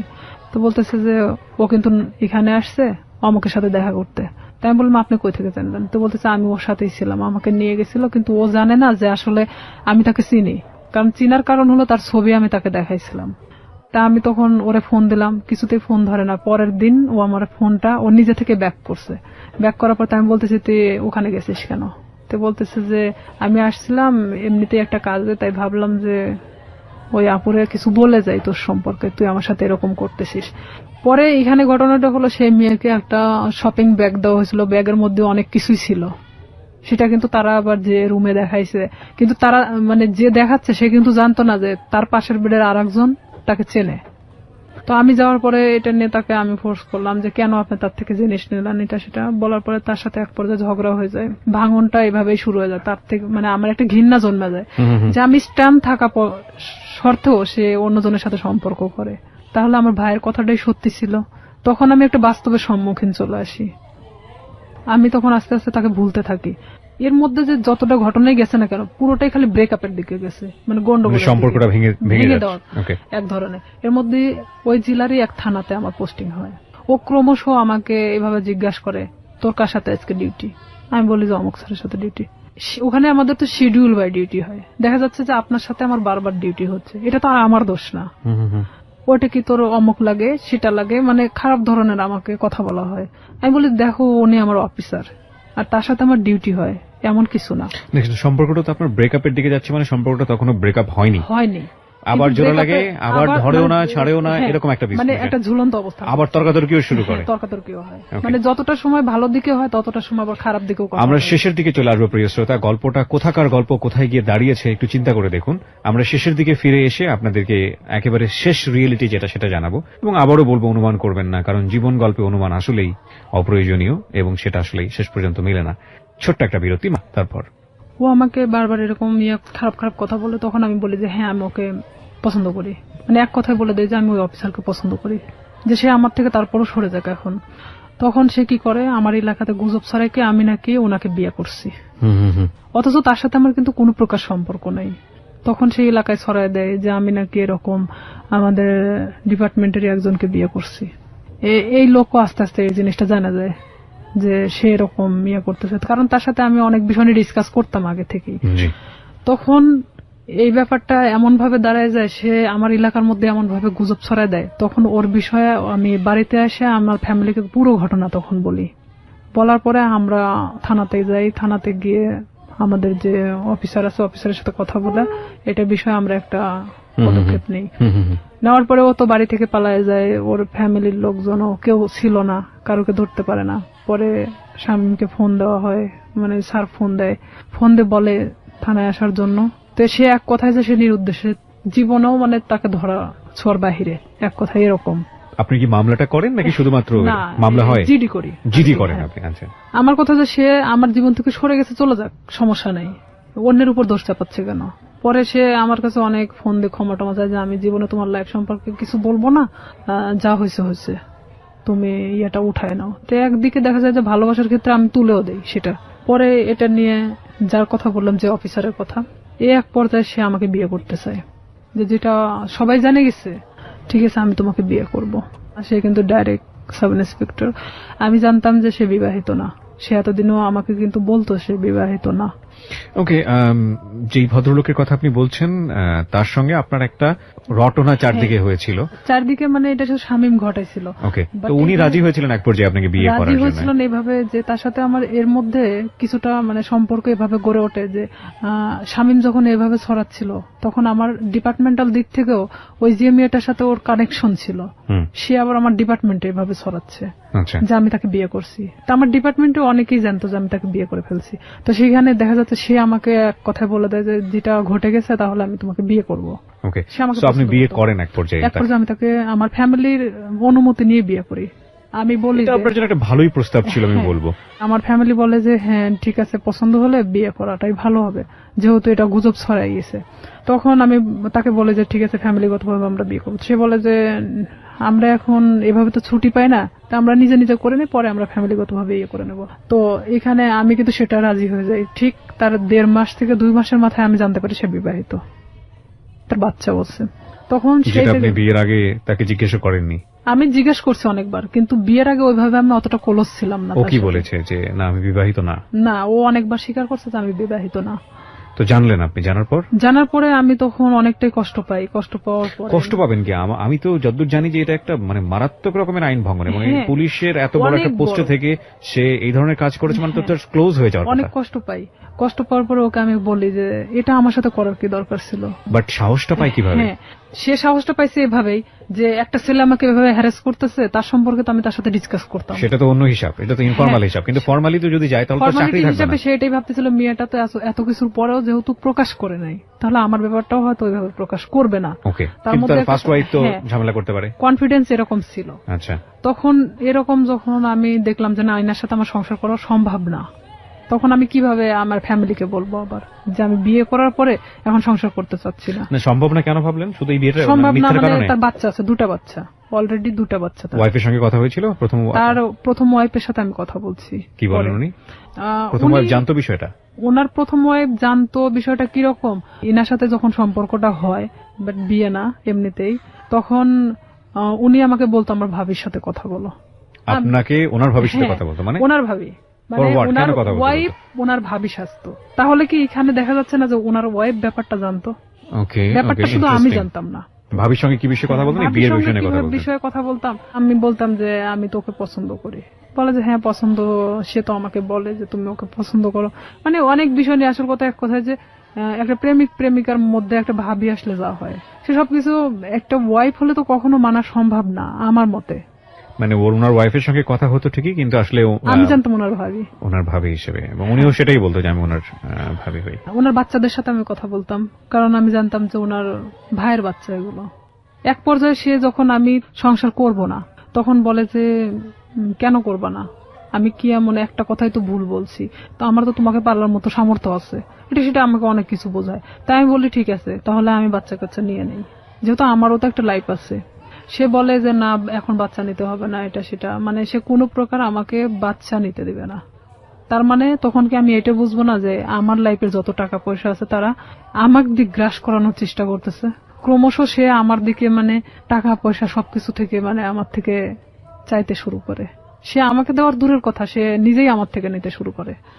ব্রেকআপ হতে হতে হতে হতে এখন লাস্ট পর্যায়ে আমাদের টোটালি ব্রেকআপ হয়ে গেছে। এই পর্যায়ে সেই ব্রেকআপের পরে শামীম এসে করতেছে কি, আমার বিভিন্ন ফেসবুক আইডি খুলতেছে, বিভিন্ন ছবি আপডেট করতেছে, মানে যেখানে আমি কখনো ফেসবুক চালাই না সেখানে দেখা যাচ্ছে ফেসবুক চালানো হচ্ছে। মানে আমার নামে অনেক কিছু করা হচ্ছে যে আমি নাকি আবারও বিয়ে করছি, কিন্তু আবারও এলাকার মধ্যে এক ধরনের গুজব ছড়ানো হচ্ছে। অনেক কিছু আমাকে একদিক থেকে শামীম আবারও চাপের মুখে রাখছে। মানে মাঝখানের জীবনটা ছিল একরকম, আর ফার্স্ট লাইফ আর এই লাস্ট লাইফটা আবার আগের মতো। তো এখানে আমি শামীমকে অনেক ফোর্স করি যে দেখ আগে তো আমি অনেক নিরীহ একটা মানুষ ছিলাম, কিন্তু আমি আমার সার্ভিস লাইফ 5 বছর, এখন কিন্তু উঠে দাঁড়ানোর মতো শক্তি আমার আছে। তো আমার সাথে এমন কোনো কিছু করো না যেটাতে তোমারও ক্ষতি হবে বাট সবার ক্ষতি হবে। সো রাইট নাও আপনি যেটা বলছেন যে আপনি যাকে বিয়ে করলেন তার সঙ্গে আপনার ডিভোর্স। হ্যাঁ, ডিভোর্স থেকে আপনি দিয়ে দিয়েছেন? হ্যাঁ, আমি নিজে। আপনি কোনো আইনি অ্যাকশনও নেননি? আসলে কি নিব, নিয়ে লাভটা কি? আমি এটা করছিলাম যে তার নামে আমি জিডি করছিলাম, মামলা করার মানে সিদ্ধান্ত নিয়েছিলাম আমার ফ্যামিলি থেকে। পরে মানে যখন আমার ফ্যামিলি, আমার বড় জ্যাঠা বলে যে যা হবার তা তো হয়ে গেছে, এই জিডি মামলা মোকদ্দমা, তারা আসলে এক ধরনের সরল সোজা মানুষ, তারা চাচ্ছে যে আসলে এগুলো করার কি দরকার, যা হবার তা তো হয়ে গেছে। ওকে, সেখানে তো মামলার দিক থেকে দেখা যাচ্ছে যে সে আমাকে মিথ্যা বলে হয়তো আমাকে বিয়ে করছে, কিন্তু তারপর থেকে তো আমাকে সে মানে ছাড়তে চাচ্ছে না, মানে বিষয়টা জটিল আকার ধারণ করতে সবকিছু মিলে, এই জন্য আপনি আর পরবর্তীতে আবার আগান এখানে নাই। দেখা যাচ্ছে যে আমার লাইফেও অনেক ক্ষতি হয়ে যেত, যে ওনার ওয়াইফ যদি টোটালি না করতে যায়, তার সাথে আমার কোনো যোগাযোগ হয়নি, তাহলে সেক্ষেত্রে তাহলে সেক্ষেত্রে উনি যদি আমাকে বিভাগীয় একটা মামলা দিত, আমি থাকতে আমার হাজবেন্ডকে সে ফুসলিয়ে বিয়ে করছে, তার হাজবেন্ডও হয়তো এই কথা বলে উঠতো যে আমাকে সে ফুসলাইছিল, কারণ সেটার কোনো প্রমাণ নাই, বিপদে পড়তেন। তো সেখানে দেখা যাচ্ছে যে আমার কথাগুলো ভিত্তিহীন ছিল। আমি সবকিছু ভাবে আবারও সেখান থেকে সবকিছু ক্লোজ করে চলে আসছি। এরপরেই কি আপনার পিছনে শামীম আবার দৌড়াদৌড়ি শুরু করে? হ্যাঁ, এখন ও আবারও আমার পিছনে। ওকে বিয়ে শাদী করেনি? ও বিয়ে করছে, বিয়ে করার পর বউ ছাড়া দিছে, তারপরে আবার আপনার পিছনে। হ্যাঁ, এখন ও চাচ্ছে যে আমি। এখন কি করছে? ফেসবুকে আপনার নামে স্ক্যান্ডাল তৈরি করার চেষ্টা করছে। ফেসবুকে স্ক্যান্ডাল তৈরি করাটা খুব সহজ এই কারণে যে আমরা যারা সাধারণ মানুষ আছি, যারা এই অনুষ্ঠানটা শুনছেন, বিশেষ করে তাদের মধ্যে অনেকেই আছেন তারা খুব সহজ সরল। তারা একটা স্ক্রিনশট দেখলেই মনে করেন যে না জানি কি আছে এর মধ্যে, এই ঘটনা ছি।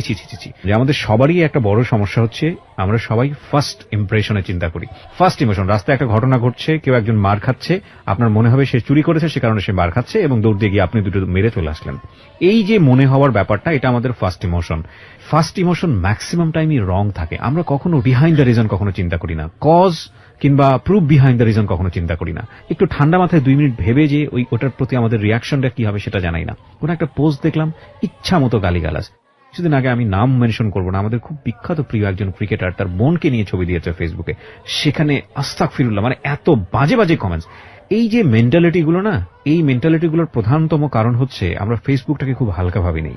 আমরা মনে করি যে এখানে একটা কমেন্টস দিলাম, দিলেই কি না দিলেই কি, এমন একটা জগৎ, এটার সাথে বাস্তবের কোনো যোগাযোগ নেই। কিন্তু এটা ভুল, কারণ দিন দিন এটা এত বেশি ক্রাউডি একটা প্লেস হচ্ছে, এখানে আপনি যেটাই করেন না কেন, যাই করেন না কেন, সেটা কিন্তু একটা ছাপ রেখে দেয়। ভুল করলেও সেটা একটা ছাপ রেখে দেয়, এবং একই সাথে ভালো করলেও সেটা একটা সম্মান বয়ে নিয়ে আসে।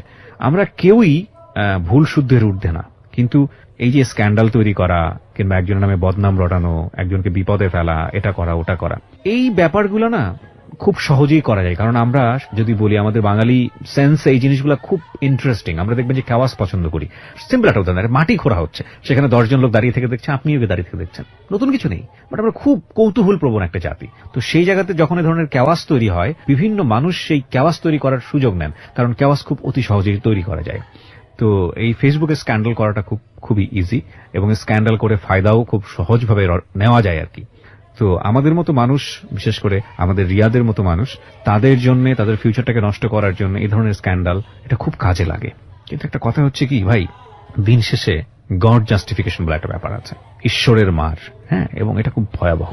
ঠিক আছে, একজন মানুষকে বিপদে ফেলার জন্য আপনি যদি কোনো চেষ্টা করে থাকেন, তাহলে নিশ্চিতভাবে আপনি ধরে নেন আপনিও সেই বিপদে পড়বেন। আপনি মূলত আজকের এই অনুষ্ঠানে এসেছেন আপনার এই কথাগুলো খুলে বলার জন্য। আপনি একজন ভিকটিম, এবং আপনি যাদের হাতে আইন শৃঙ্খলা রক্ষা করার কাজ, তাদের মধ্যে কাজ করেও আপনি একজন ভিকটিম। এবং আপনার পুরো পরিচয়টা আমি এখানে গোপন রেখেছি। আপনার যে নাম আপনি ব্যবহার করেছেন সেটা ছদ্মনাম আমি বললাম, এবং বাকি যাদের সঙ্গে ওনার সম্পর্ক, তাদের কাউকে আমরা এখানে ফ্ল্যাশ করিনি বা এক্সপোজ করিনি। তার প্রধানতম কারণ হচ্ছে আমাদের সামাজিক অবস্থা। প্রচন্ড সম্মান আছে আমাদের যে পুলিশ বাহিনী, তাদের চেষ্টার প্রতি, তাদেরকে আমি রেসপেক্ট করি আমাদের এই অনুষ্ঠান থেকে।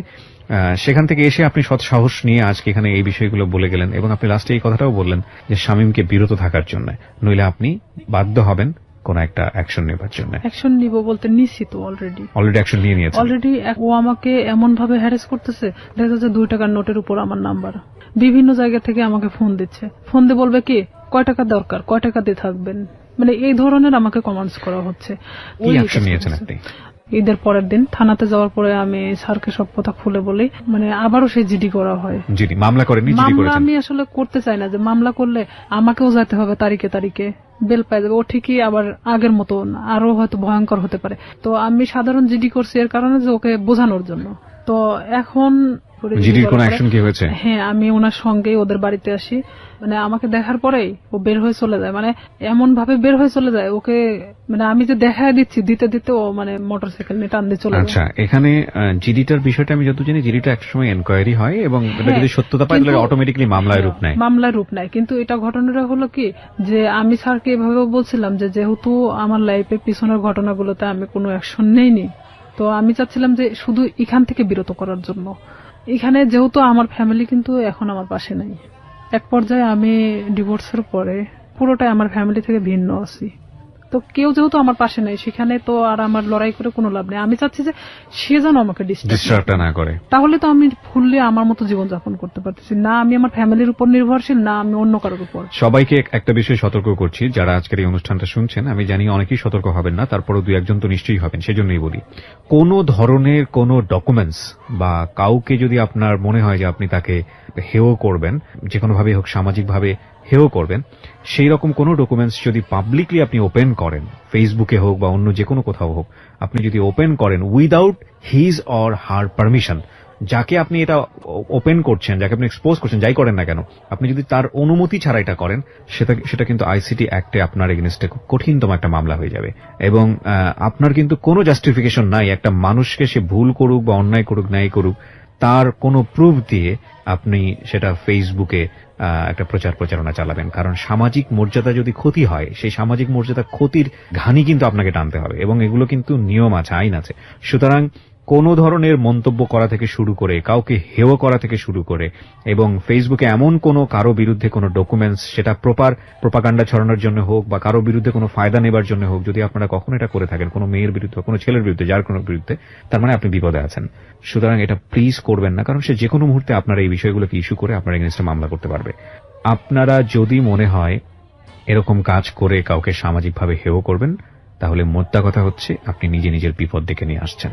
সুতরাং সচেতন হন। আজকে হয়তো রিয়া জিডি পর্যন্ত থেমে আছে, কিন্তু আমি বিশ্বাস করি বাংলাদেশের পরিবর্তন আসছে। অনেক রিয়া জিডির কথা চিন্তাও করবে না, তারা সরাসরি মামলা দিয়েই বসবে। এবং এসব বিষয়ে মামলায় কিন্তু বাংলাদেশ সরকার খুবই খুবই খুবই অ্যাক্টিভ।